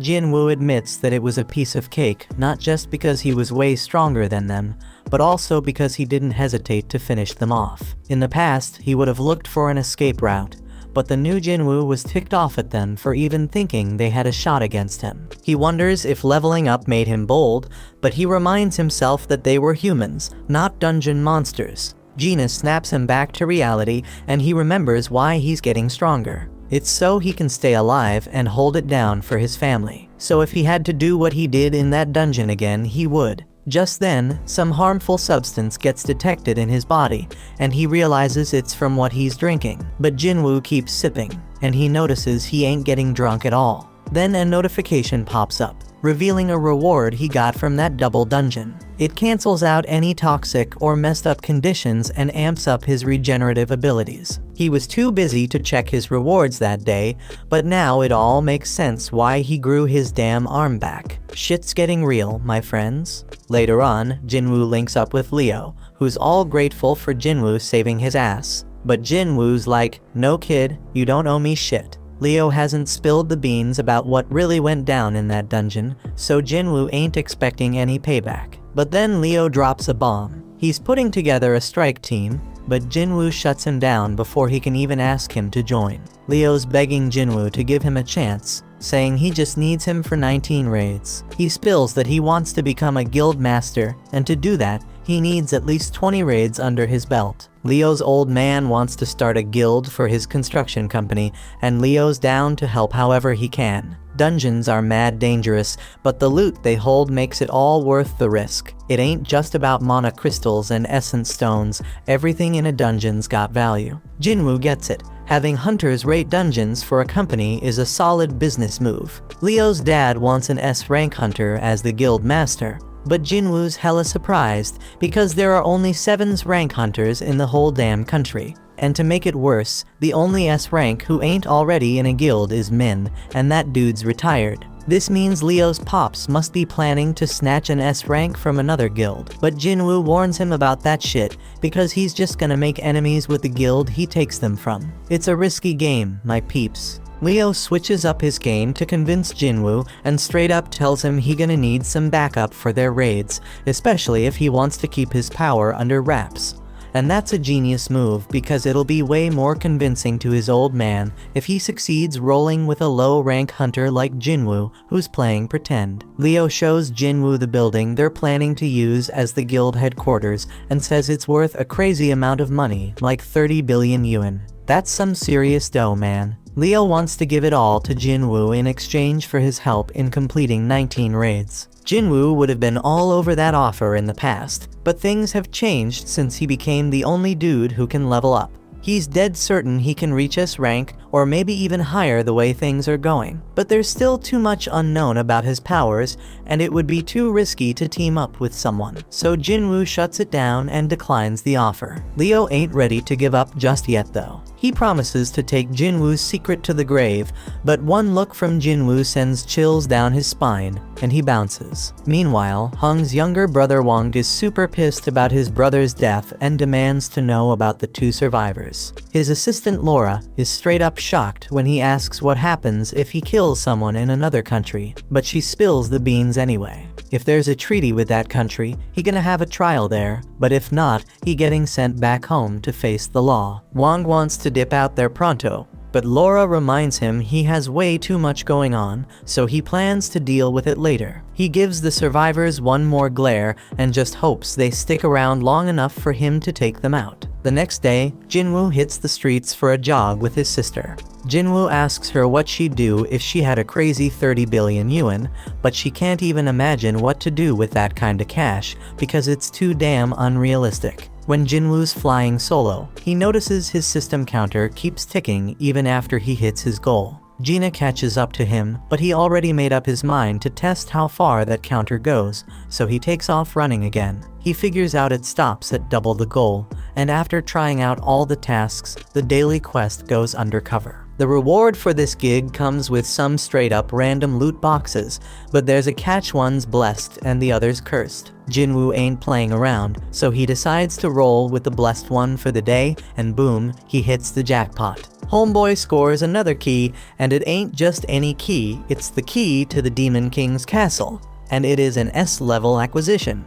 But hold up, because that ain't even the craziest part. This key comes with a bonus ingredients for something called the Elixir of Life. And let me tell you, that's exactly what Jinwoo needed, because this elixir can cure any damn illness. Jinwoo pays a visit to his sick mother, and he knows he ain't got no other choice. He heads to the location, uses the key to open the gate, and he knows damn well this dungeon gonna be tough as nails, on the same level as Jeju Island. Jinwoo starts wondering if he has what it takes to handle this danger, but when a massive gate appears in front of him, he ain't backing down. Inside, flames are engulfing everything, and Jinwoo ain't gonna front, he's scared as hell. But hey, he got his teleportation stone as a backup plan in case things go south. Just then, a freaking giant monster pops up right in front of him. But Jinwoo already made up his mind he gotta get stronger, and he swears he ain't dying in this dungeon. This monster has a red name, meaning it's way stronger than him, but Jinwoo has the advantage of being a wolf assassin. Our boy uses dash to close the distance real quick and starts wailing at the beast. But man, he barely does any damage, even with the bonus effects. Jinwoo tries to activate his murderous intense skill, but the debuff gets cancelled out. Our boy tries to hit the monster with his other debuffs using his dagger, but they get cancelled out too. This monster is straight up brutal as it tears into Jinwoo, and he's screaming in pain. Damn, homeboy did lose his arm, and his health is dropping like crazy as the beast straight up crushes him. He already lost a third of his life, but it gets even worse, because this beast unleashes its 3-minute rage skill, boosting all its abilities by a freaking 100%. The monster's attacks are coming at Jinwoo too quick for him to dodge, so he ain't got no choice but to use his full recovery reward to grow his arm back. But just when he thinks he's making progress and hurting the beast, turns out he's dead wrong, and he just keeps taking a severe beatdown. Jinwoo's HP keeps dropping as he gets straight up stomped on, but he manages to buy himself a bit of time by kicking dirt at the beast. And damn, his system keeps warning him like crazy, making it crystal clear that it doesn't want him to kick the bucket. The more this keeps happening, the more Jinwoo realizes this ain't your average reawakening. Jinwoo knows he is way over his head now,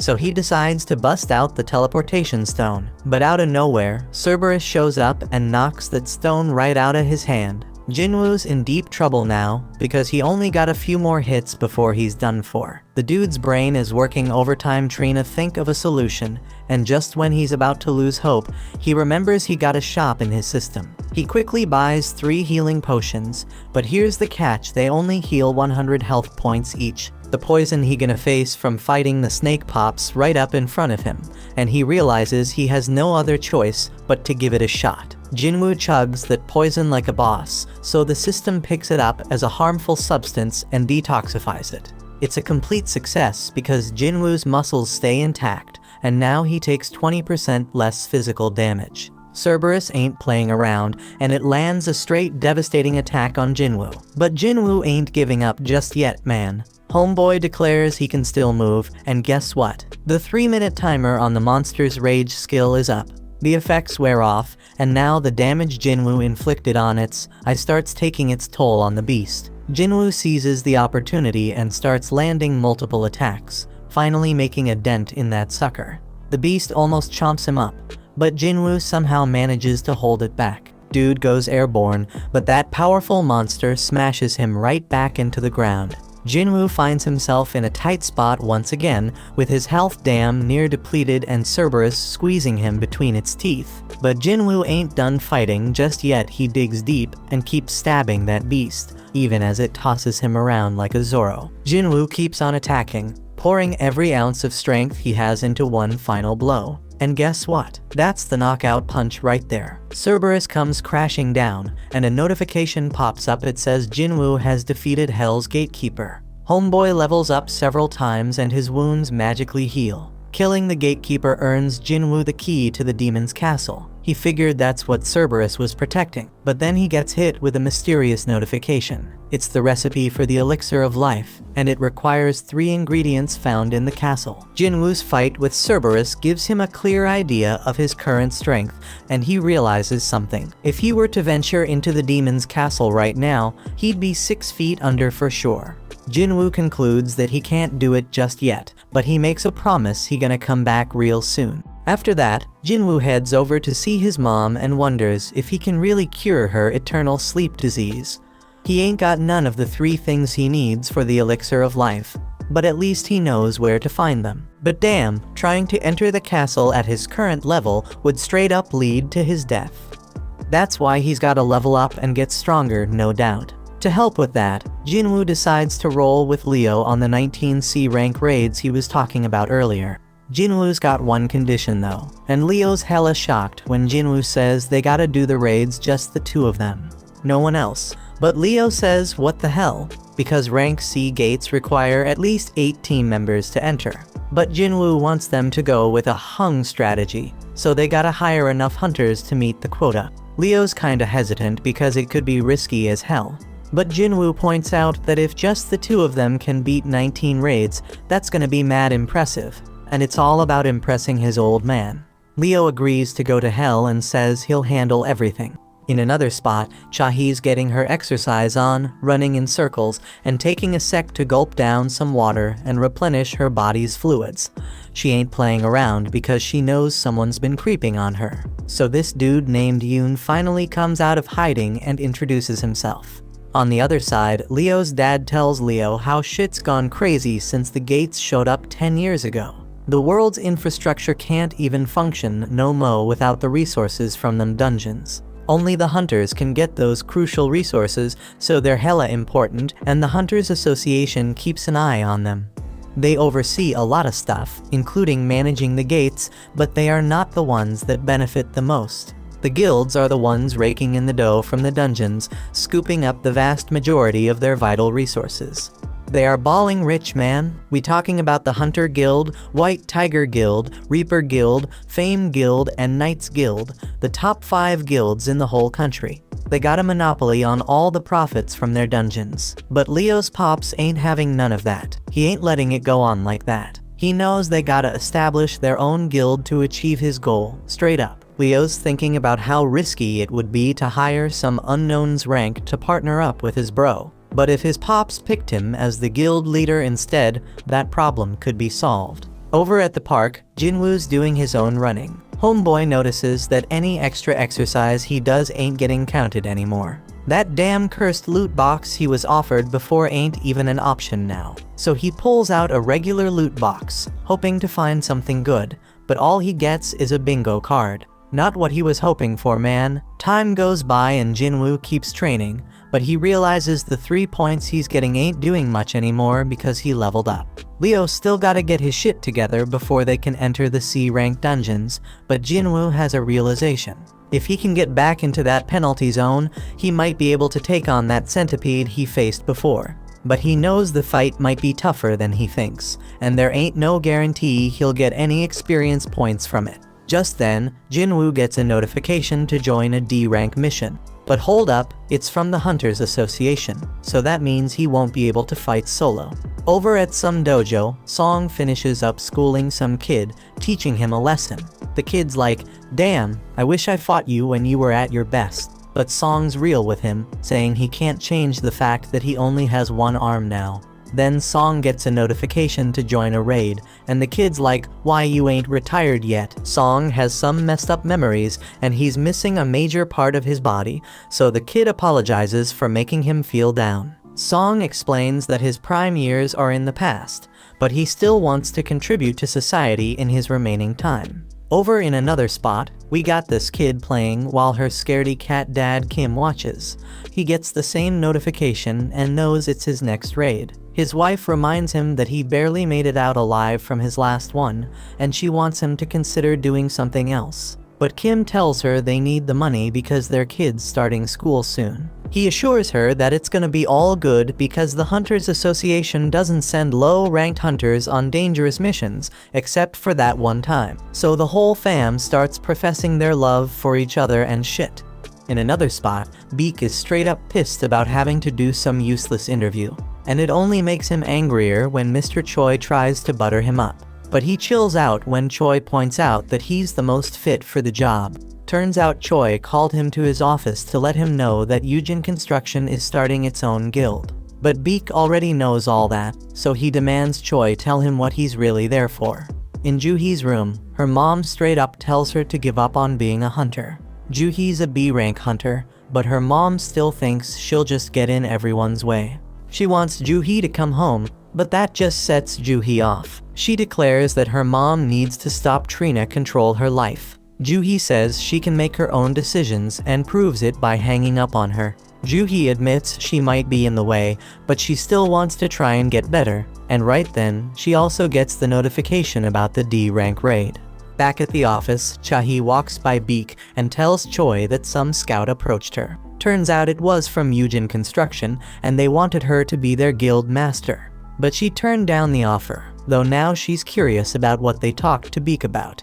Beak's chilling at a bar, thinking about their convo. Jojo Island's been sealed off since that failed raid, and folks Trina forget about the terror it brought. Mr. Choi sees himself as the weapon of humanity, but he can never forget about Jojo Island and/or what happened there. He plans to clear the island soon, and for that, he needs Beak and the crew on the same page. They gotta get stronger, gather allies, and sway public opinion. That's why he set up the interview and had Chahi train new hunters. Choi reminds Beak that he left something behind on that island, jogging Beak's memory about losing his old friends. In a dark place, an ugly man is pleading with someone to eliminate people.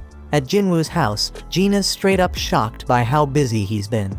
The old Jinwoo used to need weeks to recover after each gate, so she's wondering if all his training is paying off. Jinwoo casually dips out on a mission without taking his gear, and she's worried because he's acting like it's just a regular trip to the sea. In another spot, Song's thinking about how he's a swordsman, but his awakened ability ain't got nothing to do with physical power. All them years he spent training in martial arts don't mean jack inside a dungeon. His magic focus powers make his sword useless against them magical beasts.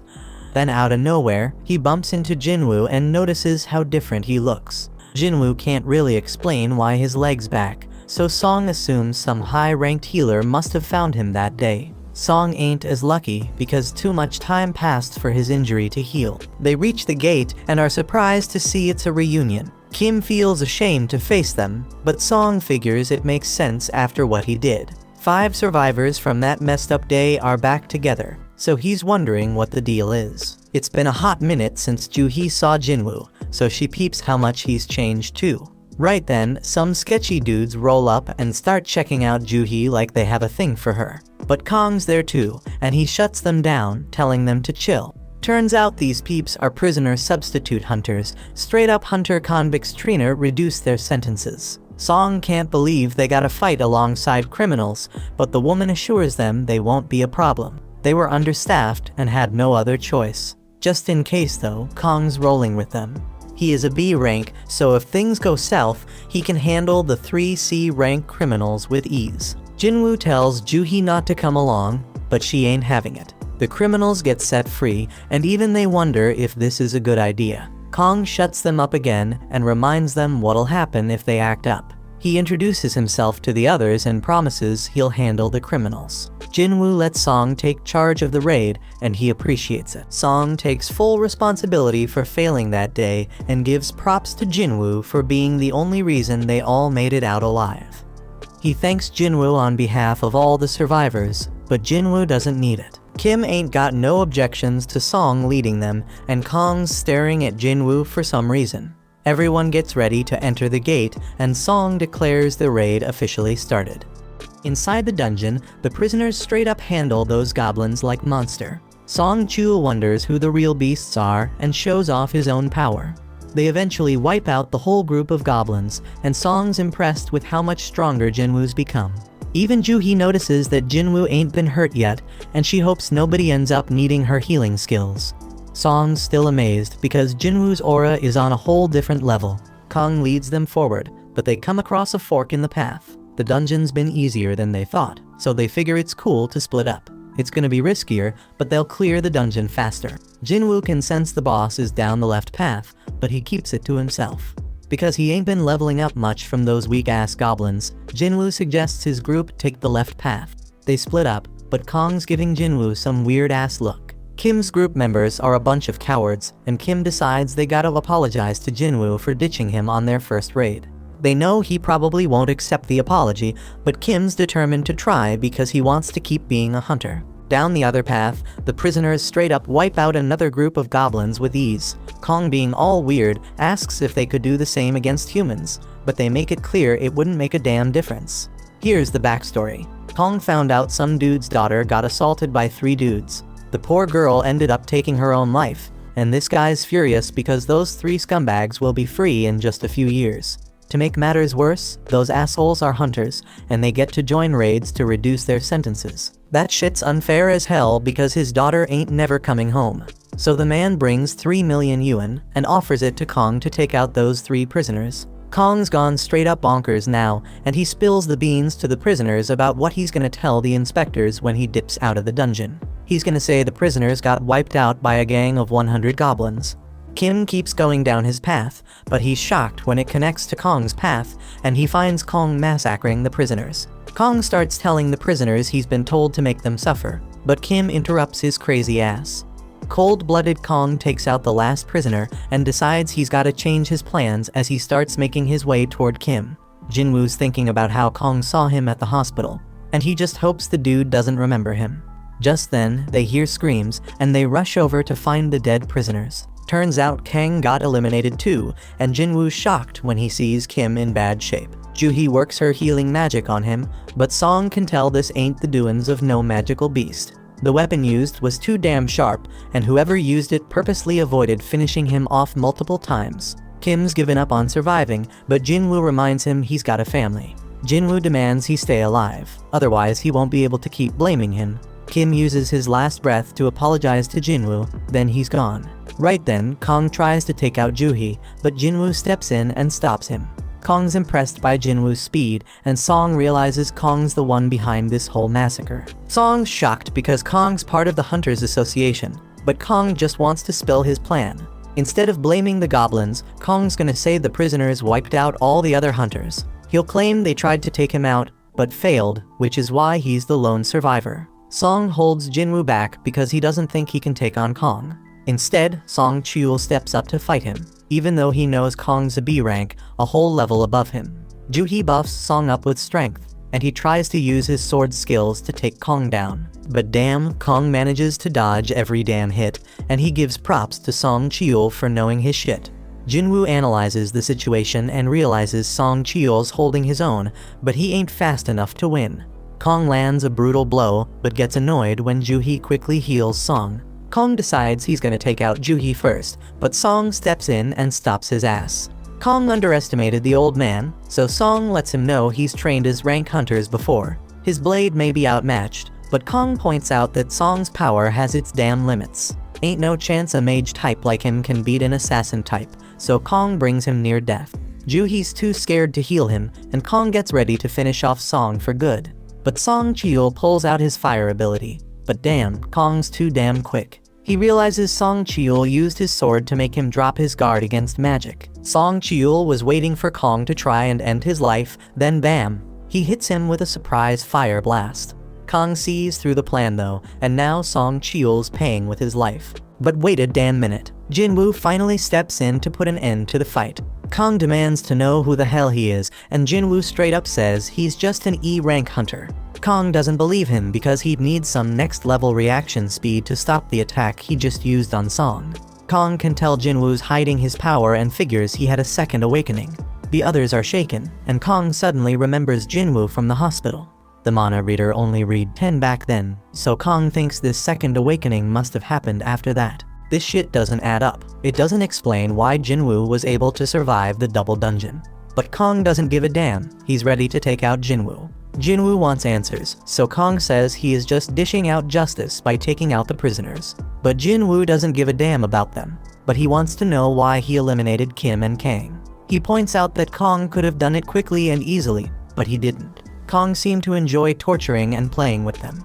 Flashback to when Kong talked to the father, and he explains how he's been getting big offers from the top guilds. But he chooses to work for peanuts in the Hunter Association. Why? Because he finds killing people way more fun than killing beasts.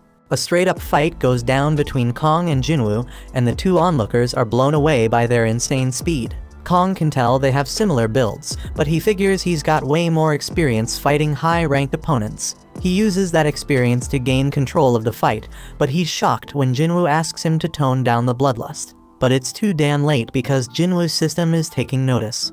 The system, just like last time, tells Jinwoo that there are peeps present looking to take him out.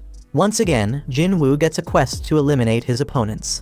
Jinwoo gets engulfed in some dark power, and Kong's confused because he thought he'd have the upper hand in this fight. But damn, Jinwoo straight up attacks, and Kong's shocked when he realizes he's been poisoned. They keep throwing down, but Kong's got something special to show Jinwoo too. He straight up disappears. He explains it's a stealth skill, making him invisible to sight, sound, and even smell. Only a few hunters can get their hands on that skill, and nobody knows he's got it. Kong manages to land a hit on Jinwoo and tells the others to back off and wait their turn. He's sure Jinwoo won't be able to do much with an injured leg. But damn, Kong's in for a surprise when Jinwoo instantly heals himself. Kong can't believe it because he's never heard of a combat hunter who can also use healing magic. Jinwoo's totally unpredictable, and that makes him one dangerous mofo. Jinwoo's changed big time, saying he just lost another emotion, and now he doesn't even need to get angry to take out scum like Kong. Kong realizes Jinwoo's taken human lives before, and Song is shocked to hear that. He figures Jinwoo's had to make some tough-ass decisions real quick, and that's why his appearance ain't the only thing that's changed. Kong tries to attack again, but he's in for a shock when Jinwoo tracks him by sensing his bloodlust. Kong still has a trick up his sleeve, but everything stops when Jinwoo activates his murderous intense skill. Darkness surrounds Kong, and he's straight up stunned when Jinwoo's blade goes through his chest. As Kong's life slips away, he mentions that he and Jinwoo are cut from the same cloth. They're both killing machines. The only reason he's dying is because he's weaker than Jinwoo. Kong still wants to know what the hell Jinwoo is. He's got assassin skills, healing powers, and debuffs, and Kong's never heard of anyone like that. Jinwoo doesn't spill the beans, but Kong points out that Jinwoo was able to take him out, so his E-ranked act is over. Jinwoo decides to drop a little truth bomb and explains that he's someone who gets stronger with every damn fight. Kong can see that Jinwoo's gonna keep getting stronger and stronger, but he's got a warning for him: if he keeps chasing more and more power, that same power might end up taking control of him. Jinwoo completes his quest and gets rewarded. He's noticed that the stronger he gets, the more it feels like something inside him is falling apart. His friends thank him for saving their asses, but Jinwoo tells them to get the hell out of the dungeon. They're shocked because Jinwoo plans to clear the dungeon all by his lonesome, but they realize he's strong enough to pull it off. Outside, Woo's mind is blown when he learns Kong is secretly killing folks. He is shown the only survivors of the mission Kong was on, and he's straight up surprised to see that Jinwoo's one of them. He apologizes for what went down, but most importantly, he wants to know who took out Kong. Jinwoo realizes he can't keep his secret anymore, which means he gotta cancel his deal with Leo. Right before he spills the beans, Song straight up lies and claims he's the one who eliminated Kong. Song's just a C rank, so he explains he only won because he had a healer's help. Woo's skeptical because Kong's a top B rank hunter, but he buys Song's story. Just then, Jinwoo reminds himself that he cannot get overconfident. He couldn't tell before, but Woo's an A rank hunter. Jinwoo can sense his crazy-ass power now, and he knows he doesn't stand a chance against this dude in a fight with his current strength. Song determines that Jinwoo has a good reason for keeping a secret, so he tells Jinwoo that this is just him paying him back for what happened in the Devil Dungeon. That night, Juhee wonders if Jinwoo remembers the stone he gave her. Jinwoo and Juhee take a little stroll while chatting about how much Jinwoo's changed. Juhee's the total opposite because she ain't changed a bit, and she realizes she's too timid to be a hunter. She should really be joining them A rank raids, but she settles for the lowest rank ones instead. It ain't all that bad though, because it led her to meet Jinwoo, and she started healing him. The dude was always getting himself hurt, but she'll never forget how his eyes always had that determined look. Juhee gives back the crystal he gave her and spills that she's gonna retire. She's heading back to live with her folks, but they agree to hang out if they ever cross paths again. A look back shows that Woo was very skeptical of Jinwoo. He didn't believe some E rank like him could take down B rank Kong. Jinwoo was already found to not have had a reawakening, so we just let him be. But Woo did give him a warning though. Hun's brother Dongsu heard that Jinwoo and Leo were the only ones who survived after his brother got wiped out, so he might be coming after them. This shit's damn shocking because Dongsu's an S rank hunter. Dongsu probably doesn't give a damn about the facts, and is just pissed that Jinwoo made it while his brother didn't. Unfortunately for Jinwoo, the law can't do shit against S rank hunters, and they can bring either miracles or disasters. One of these monsters is after Jinwoo, so Woo suggests he gather his family and dip out of the country. But Jinwoo just sees this as another reason to get stronger, because if he doesn't, he ain't gonna survive. Jinwoo rolls up to meet Leo, but he's hella confused by what he sees. Leo explains that this is their strike team. He focused on finding people who have the skills to be hunters, but can't work for various reasons and are struggling to make ends meet. Jinwoo points out that he hired a high schooler, but she claps back saying she's a qualified hunter just like the rest. She does get a bit down when Jinwoo figures out she's an E rank with no raiding experience. But it doesn't really matter because Jinwoo lets them all know they'll be waiting outside while he and Leo handle everything. They're all getting paid 3 million yuan each, which is a sweet deal because they ain't gotta do shit. The only catch is they can't blab about it to anyone, or they gotta pay back 10 times what they got. Jinwoo got a stealth rune for taking down Kong, and he used it to learn stealth skills. Leo's all set to go, and Jinwoo's shocked to see he's rocking even more crazy expensive armor. Jinwoo straight up schools Leo on how dumb it is to rock that armor and demands he ditch it. But Jinwoo lets him keep the helmet at least, and they step into the portal. The other hunters think they're straight up insane for hitting up a C rank dungeon on their own, but they don't give a damn because the contract's already sealed. Jinwoo's sis wonders where her friend Songyi is, and turns out she's the high schooler on Jinwoo's strike team. The hunters chat about how a full strike team would take a solid 2 hours to finish this raid, so when they see Leo pop out of the portal, they assume they just bailed. But they're in for a shock because the damn gate closes right after they step out, meaning they cleared the dungeon. The hunters can't believe their eyes, but Jinwoo tells them to hustle because he's ready for another portal. Their goal is to hit up 3 raids in a single day, but the hunters are still dumbfounded they even finished one. In another raid, Jinwoo straight up wrecks a bunch of goblins, while Leo wraps up the mining. Jinwoo mops up the goblins and levels up. The next raid's a success too, and Jinwoo levels up even more. Days go by, and the two keep clearing dungeons on their own. They start facing tougher and tougher monsters, but Leo can see Jinwoo's getting hella stronger too. Jinwoo's stealth skill is hella handy, and his dash skill levels up. He gains a couple more skills and finds out they're straight up powerful when he uses them on a wolf. Jinwoo's got a bunch of new skills now, but his mana ain't enough to use them for long. He chugs a potion for that and decides he's gonna focus on boosting his intellectual abilities moving forward. He also decides against heading back to the demon castle right now, because he considers himself somewhere between a B rank and a rank hunter. Just then, the system reveals that he has reached the required level for a job change quest. Somewhere else, the boss of another guild named On gets word that there's a strike team splurging double the market rate to snag some C-rank gates. Their leader's this rich kid Leo, but their team seems like a random mix. On recognizes the name Jinwoo from the double dungeon incident, and he gets this feeling that something interesting is going down. Meanwhile, Jinwoo and Leo come out another portal victorious. Jinwoo wonders if Song has some eye problem, but she says it's nothing. Back with On, his assistant is straight up shocked when he hears On thinking that Jinwoo's had a reawakening. Jinwoo managed to survive 3 major disasters, and every time, there was a damn high body count, but he always made it out alive. Reawakening's the only explanation, so On heads out to scout this promising rookie.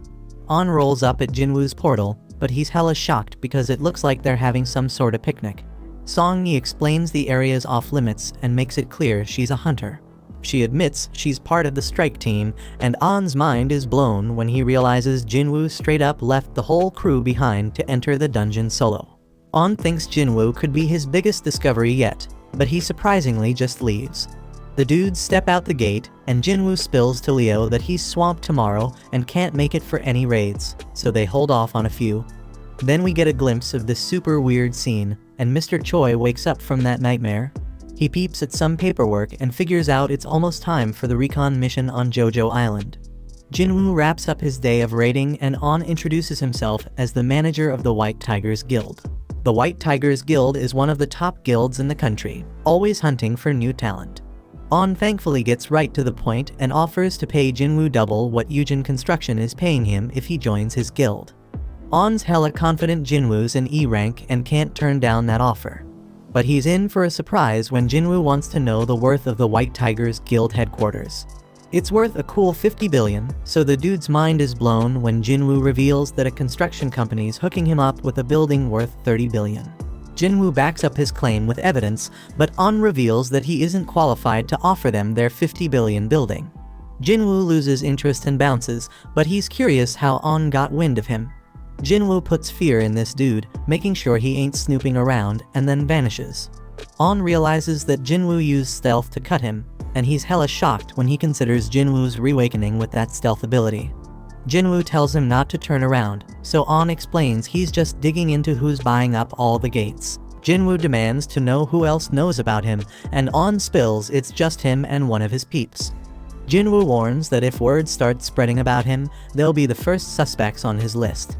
On agrees to keep everything on the down low, so Jinwoo reveals himself again.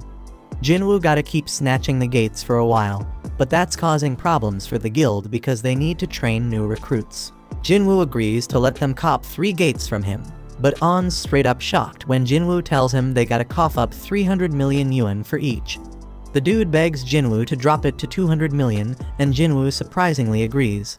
They seal the deal for 3 gates, but their interaction ain't over because Jinwoo wants to hook On up with something. He tells On to close his eyes and open his mouth, and then Jinwoo hands him a healing potion for that cut on his face. Jinwoo reveals he trusts On, but he reminds him to keep his trap shut. On's assistant wonders how it went down, and On tells him he thinks Jinwoo might be an even bigger deal than he originally thought. The next day, Leo confirms they got the 600 million yuan. Leo points out they were gonna ditch the gates anyway, so he can't believe Jinwoo managed to score so much cash for them. Leo wants to know more, but Jinwoo says it's a trade secret. Back with the White Tiger Guild, On realizes Jinwoo played him, because now there's a bunch of C-rank gates that have appeared selling for less than 70 million yuan. Jinwoo sends him a message informing him that they are now on an equal footing after spying on him. On realizes Jinwoo ain't someone to mess with, but he's glad he got his contact info. Elsewhere, we see Jinwoo heading out on a road trip to find out what this job change quest is all about. Jinwoo arrives in some forest far away from civilization because he has no clue what to expect from the job change quest. He already tackled 2 dungeons with keys, but those were mandatory quests, like the penalty and emergency ones. But this job quest? It's optional, and they even gave him time to decide. Jinwoo figures it's a major event that's gonna level him up by getting skills perfect for his job, so he decides to accept, and the gate opens. Jinwoo just remembers he ain't done his daily quest yet, but he'll get to it later. He declares that the real game begins right now, and steps into the gate. Meanwhile, Leo's having a meal with his father, and his bro shows up too. Inside the dungeon, Jinwoo realizes he can't use potions or fully recover. He won't be able to leave until the quest is complete either, so he will have to be very careful. Suddenly, he hears something coming his way, and he gets ready for action. Turns out it's an armor-type beast, and Jinwoo wastes no time attacking it. But damn, his attack does nothing, and he was caught off guard by the monster's power. Jinwoo tries another hit, but it's still useless. He dodges a bunch of attacks and declares that he's faced stronger creatures with even tougher defenses. Jinwoo then uses his bare hands and tears the monster apart. Jinwoo ain't too thrilled because he basically wasted one use of his fatal strike skill. But he can't stay mad for long because he has some company. Meanwhile, Leo's dad wonders how Jisung's guild establishment efforts are going. He heard that all the S-rank hunters he reached out to turned him down. That's true, but Jisung explains he's talking to hunters from other countries. Leo realizes that this will be more competition for him, and he is shocked when Jisung reveals that he knows he has been working on something in secret. Jisung warns Leo not to get in his way because he knows what's up. Leo stays quiet, but he's certain Jisung wouldn't be talking like that if he knew how powerful his partner is. Back in the dungeon, Jinwoo straight up wrecking them monsters. He knows he's gonna need a rest soon, but he senses something and takes out another monster. He can't believe it was using stealth, and to top it off, a mage with light magic shows up. It's all kinda strange because Jinwoo feels like he's reliving his old battles with the first monster's armor and these monsters' skills. The quest turned out way tougher than he expected, but he ain't one to back down. He analyzes the situation on the go, and figures out what it takes to beat each enemy. The armored one needs serious strength to take damage, the stealthy one needs mad perception to be detected, and the mage gotta be countered with intellect. But Jinwoo ain't boosted that stat much. His fatigue's building up fast, so he knows he gotta end this fight soon. Elsewhere, Mr. Choi meets up with the other hunters because they are ready to head to Jojo Island. Back in the dungeon, Jinwoo manages to take down the monsters. He finds a chest plate as his reward and realizes he ain't done much with gear yet. He puts it on and's glad to see it can go invisible, and don't mess with his movement. Jinwoo's level has gone up, and he also has plenty of golden items. His fatigue has recovered as well, so he continues through the dungeon. Jinwoo opens the giant door, and the gust of wind that comes out of it gives him the chills. Inside is some kind of throne room, and he is shocked by what awaits him. The sound he hears and the presence he feels make his whole body remember something. The pressure he's feeling is on the same level as that double dungeon craziness.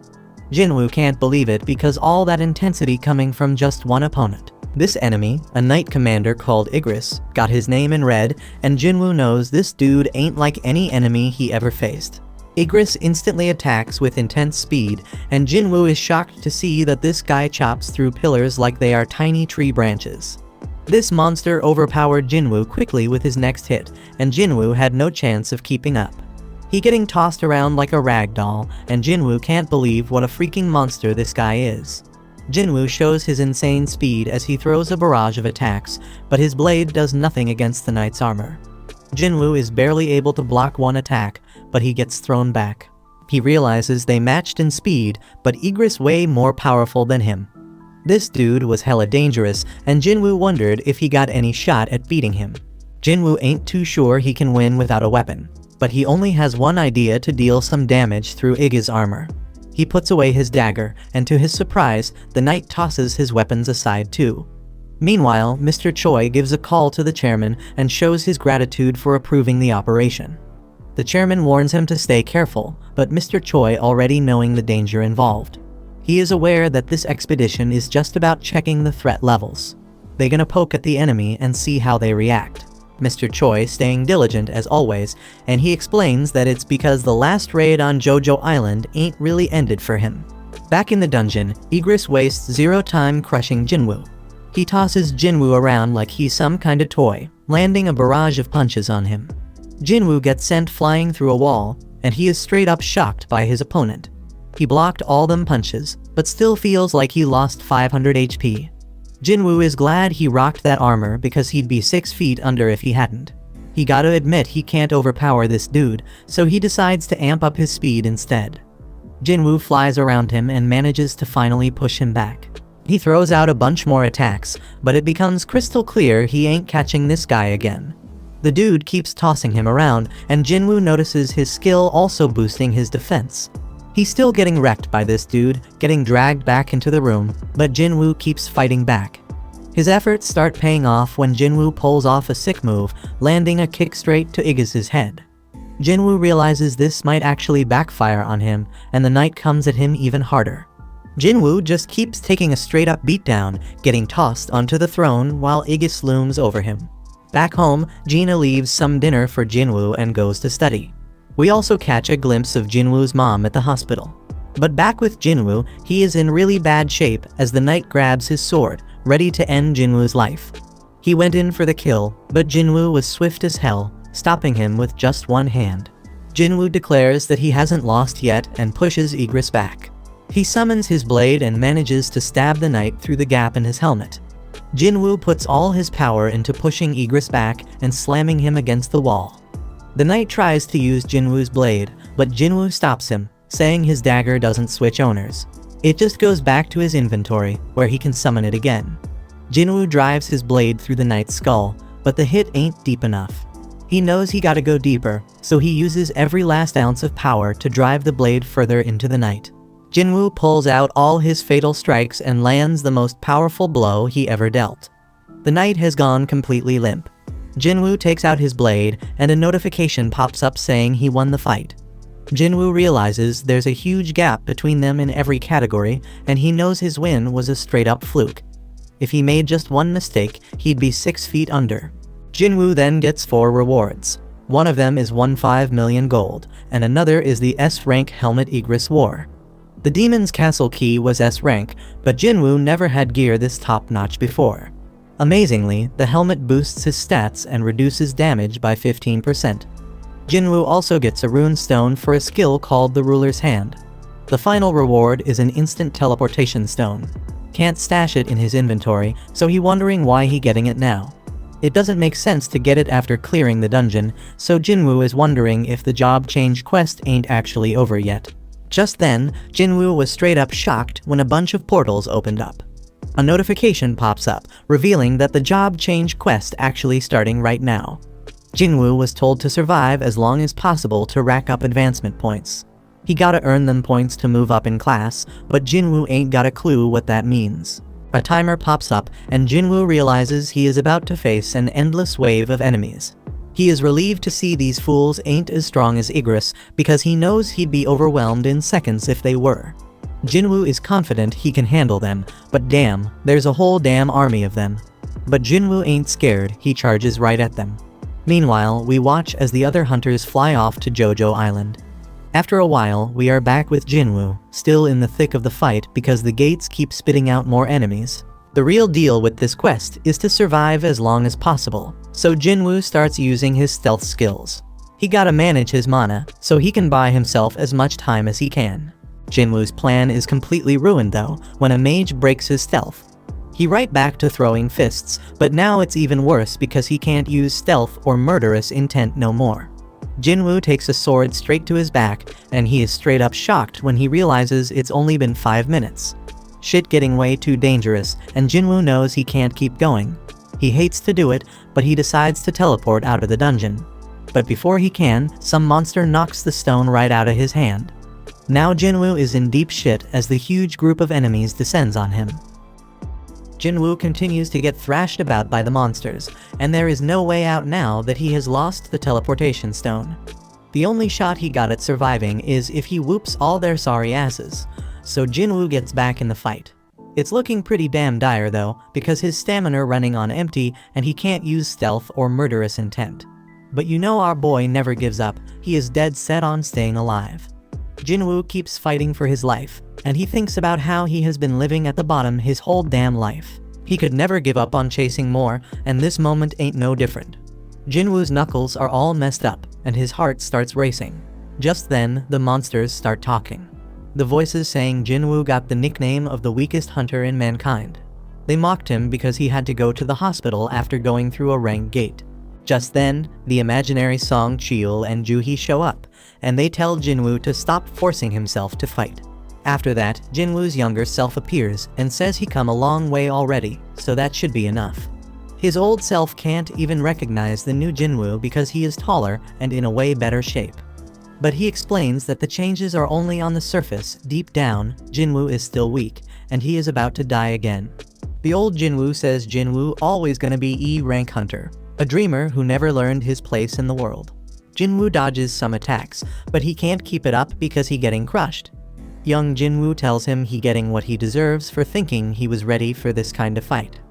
Them words start making Jinwoo wonder if he really ain't changed at all.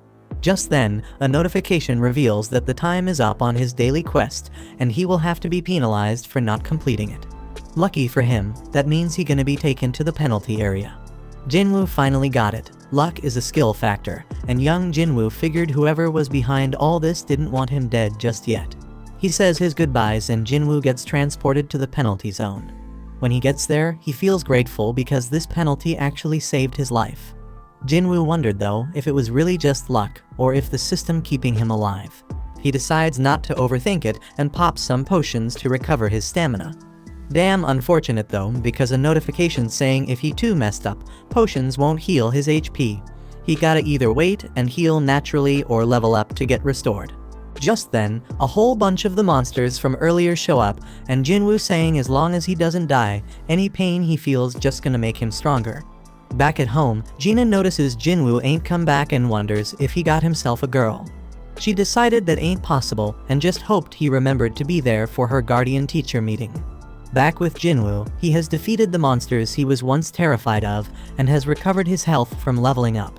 He got 10 minutes left in the penalty zone, so he used that time to cop the Night Killer Dagger. This weapon is perfect because it does 25% more damage to armor-type beasts. Jinwoo uses the rune he got from fighting Igris, and it gives him the active skill called Ruler's Hand. Surprisingly, it doesn't use mana, and it lets him mess with objects without touching them directly. He remembers Igris using this on his sword, but Jinwoo tests it and finds that he can't move large objects yet. Time is almost up, so Jinwoo declares that he will have to rely on a little bit of luck to carry him to the end. Jinwoo gets teleported back to the dungeon and gets ready for another round of fighting. Back with the other hunters, they getting closer to Jojo Island. Choi is told that there are multiple sources of mana in the water, and Choi is straight up shocked by what he sees. In the dungeon, Jinwoo feels really good about how his Night Killer Dagger performing, but he can't shake this weird feeling he getting. He keeps killing their beasts, but it doesn't feel like he actually doing it. Jinwoo is more worried about the mages casting spells without actually attacking. Just then, Jinwoo realizes that they are responsible for opening the gates and summoning the knights. He decides to go after the mages and finds out that taking down one of them makes some of the knights fall apart. Knowing this, he goes after the rest of the mages and starts taking control of the fight. The mages try to hide behind the knights, but Jinwoo manages to take out another one, leaving 3 mages still standing. These sneaky last 3 combine their power and summon a golem, so Jinwoo makes his way to higher ground. He can disable it for a moment and think about how them dumb mages probably thought one strong monster was better than a bunch of small ones. Jinwoo points out that this is wrong though, since having fewer targets makes it easier to go after the mages. Jinwoo finally manages to wipe out all the mages, but the golem is still standing. Our hero Jinwoo got so damn strong that he straight up used brute force to destroy that golem. With that, all the monsters get defeated, and a notification pops up saying he finished the job change quest. Now he can switch to a more advanced class with the points he earned based on how he performed during the quest. But turns out he doesn't get to choose because more notifications start popping up with a bunch of messages. They talk about whatever path the player takes. It is full of dead bodies and the smell of blood. They say the player craves immense power and makes their own damn way without relying on others. The messages mention how a shadow army gonna follow the player's orders, and Jinwoo is straight up shocked when he sees his new job class gonna be a necromancer. This shit doesn't make any sense to him at all, because he ain't put anything into his intellect stat. Necromancers are usually magic-type classes summoning undead monsters as servants. Jinwoo though, he built like an assassin. His main thing is strength, and all his skills match that fighting style. If he ends up with a class like Necromancer, then all the work he put into his current build gonna be wasted. But just then, Jinwoo feels relieved when he sees he can reject it. He says no, but the system points out that Necromancer is a hidden class and asks him again if he really want to decline it. Jinwoo takes a second to think about it and wonders if it is a hidden class means it has some special power. Jinwoo wished he had an example to compare it to, and he realized it was pretty damn similar to the summoning magic the mages were using. Encountering them seems like too much of a coincidence, so Jinwoo wonders if this job change quest was pre-arranged by the system. The whole idea of summoning beasts like mages got him really interested. Them mages ain't all that strong on their own, but Jinwoo knows he is. Ain't no rule saying necromancers can't be frontline fighters, and that's exactly what he gonna do. Jinwoo figures if classes work like stats, then as he levels up, his necromancy skills gonna level up too. That means the shadow army the system talking about gonna get stronger too. Jinwoo getting hyped up thinking about not solo leveling anymore, so he decides to accept the necromancer class. Just then, some dark power burst up from under his feet, and the system started awarding him points based on his performance. Jinwoo did amazingly well during the quest, so his total advancement points exceeded the class threshold. The dark power erupts even more, and Jinwoo starts floating because the advancement is about to be complete. Jinwoo is then shocked when he sees that he already moved on from the Necromancer class, all the way to the Shadow Monarch class. He also got unique class skills and 10 ability points. Jinwoo wonders if the quest is finally over, but he begins to hear sounds that seem to be coming from people in pain. Now Jinwoo can see this dark shadow coming from the monsters, and he can use his skill called Shadow Extraction on them. First thing, he gotta pick a command word, so he goes with Arise. As soon as he says it, Jinwoo is straight up ecstatic when he sees the first members of his shadow army. Apart from Shadow Extraction, Jinwoo has another skill called Shadow Storage. Shadow Extraction lets him drain some of his mana to create shadow soldiers, and Shadow Storage lets him keep them soldiers and summon them whenever he wants. The only thing Jinwoo gotta be careful about is that the extraction can fail depending on the strength of the target and how long they have been dead. There is more to this ability, because Jinwoo sees he summoned both knights and mages, and they come in different ranks too. Jinwoo gets all excited thinking about whether he can even extract his rank shadows, and if they are as strong as they were in real life. Jinwoo rushes to Igris and finds out extraction is possible. There is a limit to how many extractions he can do and how many he can store, so Jinwoo lets out 11 soldiers. Jinwoo turns back to the Knight Commander, Igris the Blood Red, and says the word Arise. Igris' shadow starts coming out, but then this huge burst of power pushes Jinwoo back and the extraction fails. Jinwoo only had 2 more tries left, but his second attempt failed too. Back at the Hunters Association, Goto reminds Woo that hunters can never grow their power unless they undergo a reawakening. That's why they train their combat skills and gather allies. Back with Jinwoo, he talks to Igris and reminds him that he is a warrior. Slicing down enemies with his sword is his damn purpose in life, and Jinwoo damn sure doesn't want to just sit around and waste away. Jinwoo straight up declares that if Igris needs someone to dedicate his sword to, then he should serve him. Jinwoo uses his last shot and once again tells Igris to arise. A whole lot of power burst out of Igris's dead body, but this time it was different. Igris' shadow came out, and Jinwoo got the chance to give his level knight a name. Jinwoo shows respect and gives him his old name Igris.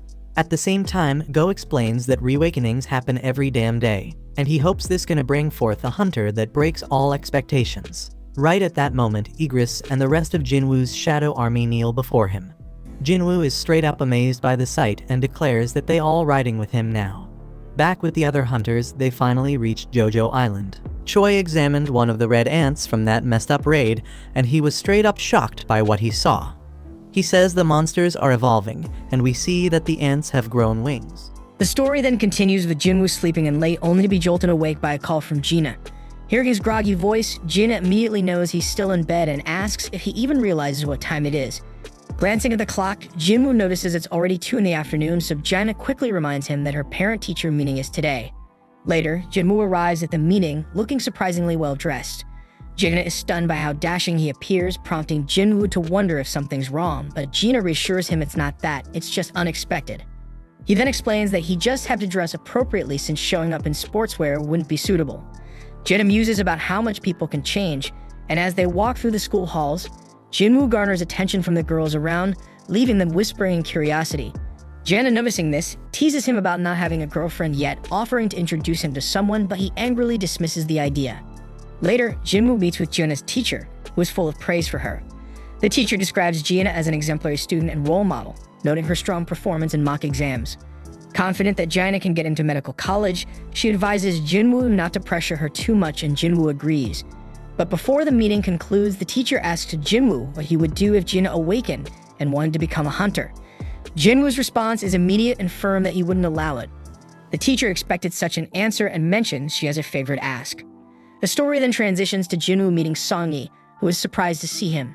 Jinwoo reveals he is Jina's brother, and Song-yi quickly pieces together that the teacher must have sent him to convince her to quit being a hunter. She defiantly refuses, saying she won't quit or return to school.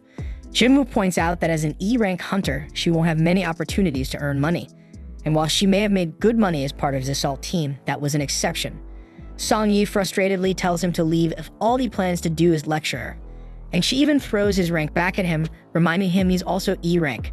Jinwoo then calmly states that he's not here to lecture or convince her to quit. Instead, he asks her to follow him.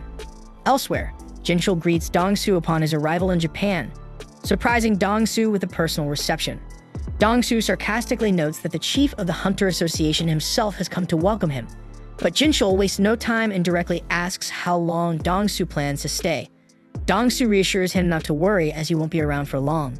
Jinchul, however, is skeptical, noting that Dong-soo has returned to the very country he betrayed, ostensibly just to meet two specific individuals. Dong-soo smirks, confident that Jinchul knows the truth. His visit isn't just to see them. And he eerily suggests the surveillance team should turn a blind eye to whatever happens to those two in a dungeon, revealing his intent to eliminate Jinwoo first and then Leo. And he confidently remarks that Jinchul's abilities won't be enough to stop him, and Jinchul simply responds that he is just doing his duty. Elsewhere, we see some monsters being unloaded from the chopper that Guildmaster Choi and the others took from near Jojo Island, and then Choi briefs the chairman of the Hunter Association on the situation. He explains that the monsters have been attempting to cross the sea to reach the mainland but couldn't sustain flight and fell into the water.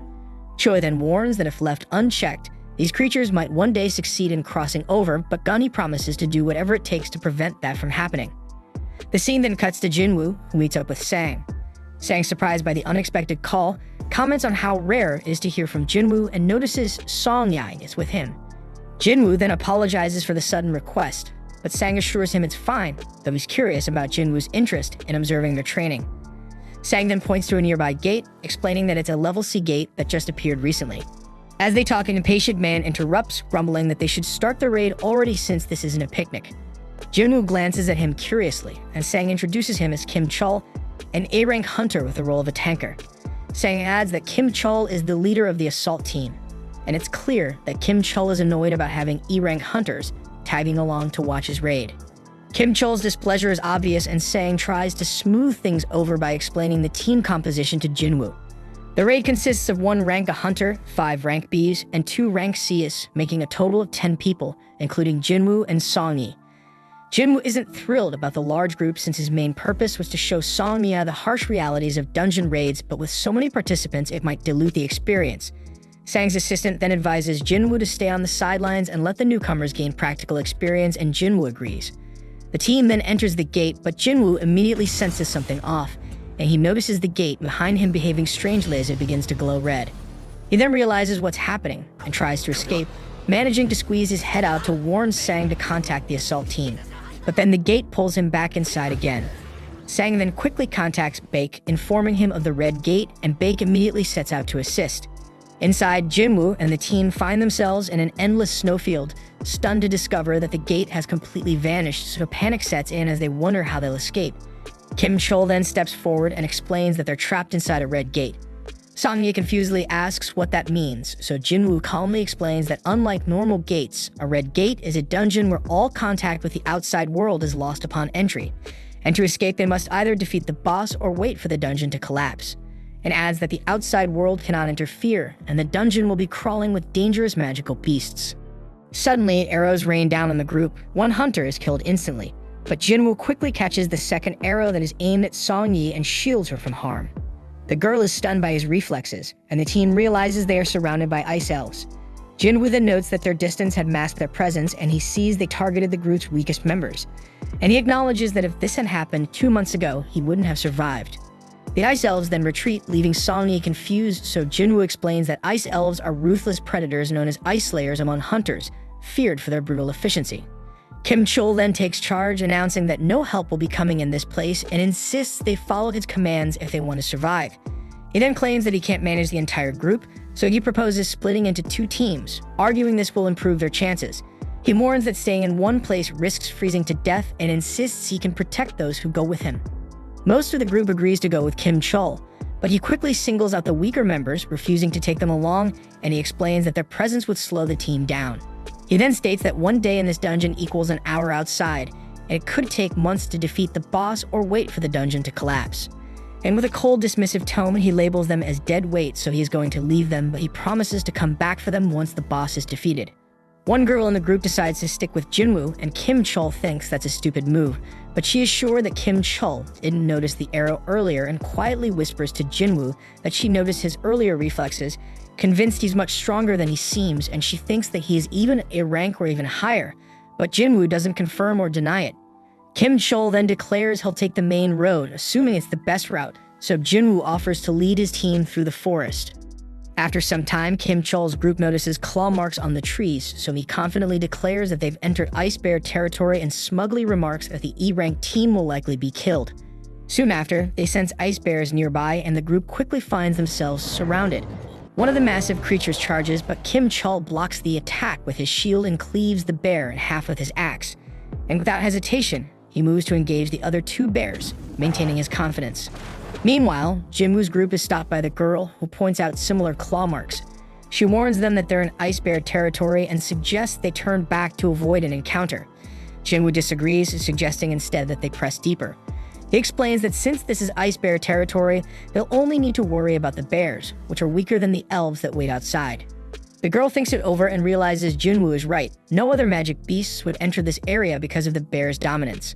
As they move forward, the air grows colder, so Jinwoo pulls coats from his inventory using subspace magic, handing them out to everyone. The group is amazed at his ability, putting on the warm coats with gratitude. But Song-yi is still puzzled, asks Jinwoo who he really is. Jinwoo avoids the question, reminding her that he brought her here so it's his responsibility to protect her, but he requests that she and the others not ask further questions. Just then, a massive ice bear emerges from the shadows, so Jinwoo steps forward and changes his title to Wolf Assassin as he prepares for the fight. Meanwhile, outside the gate, Baek observes the ominous red glow and concludes that this gate is bad news, and he doubts that anyone but high-ranking hunters could survive. He then places his hopes on Kim Chol, believing his rank might give the assault team a chance. But Sag informs him that in addition to the official assault team, others entered the gate, including Jinwoo. Baek then curiously asks Jinwoo's rank, and Sang replies that Jinwoo is officially E rank, though he suspects he may have reawakened, though Jinwoo has never confirmed it. Baek isn't optimistic about Jinwoo's chances, but then Dongsu arrives with Jinchul. Baek is visibly displeased to see Dongsu, questioning why he's here when he's supposed to be in America. Dongsu ignores the question and instead challenges Baek, asking why an E-rank hunter was allowed into the gate when he isn't even part of their guild. Dongsu makes it clear he's referring to Jinwoo, leaving Baek wondering how Dongsu knows him. Dongsu scoffs at the red gate, lamenting that Jinwoo will likely die inside before he gets the chance to meet him. Jinchul, observing Dongsu's frustration, muses that Jinwoo is fortunate to be inside the gate, sparing him a confrontation with Dongsu. However, Jinchul doubts Jinwoo's chances of making it out alive. Inside the gate, Jinwoo finishes off the last of the ice bears, earning another level up. His team and the girl are left stunned and wondering who he is, but he remains tight-lipped. Later, the group gathers to eat roasted bear meat, and they are astonished that Jinwoo managed to take down so many bears alone. The girl warns that they can't afford to relax just yet, as the lair of the monsters must be nearby. Song-yi, on the other hand, is baffled by Jinwoo's behavior, questioning why Jinwoo has gone out for exercise after dinner, even though he just fought such an intense battle. So she remarks on how strange he is, and the others agree. Elsewhere, we see Jinwoo standing outside the lair of the ice bears, ready to test his shadow army. He summons them, watching as they charge forward. The shadows easily cut down the bears, but some of the creatures fight back fiercely, managing to rip apart parts of his army. However, the shadows regenerate quickly using Jinwoo's mana and return to the fight. Then we see that the mages in his army provide excellent support, and Jinwoo is impressed, thinking they perform better than expected, but he notes that maintaining them uses a lot of mana. Suddenly, the massive boss of the Ice Bears emerges, and with a single devastating attack, it wipes out Jinwoo's entire shadow army, draining a significant amount of his mana in the process. Left unable to regenerate his soldiers, Jinwoo summons Igris. The Shadow Knight steps forward confidently, so the bear charges at him, but Igris dodges with ease, delivering a precise slash, and in moments, the bear is brought to its knees. It attempts a final desperate attack, but Igris finishes it with a swift beheading. Jinwoo observes, impressed by Igris' power. Reflecting on their earlier duel, he admits that he would have lost if Igris had used his sword. Even now at his current level, Jinwoo believes Igris might still be stronger, and then he praises Igris for handling the fight so well. Meanwhile, Kim Chol's party faces the elves, and we see that all of his teammates have been killed, leaving him alone struggling to process what the hell just happened.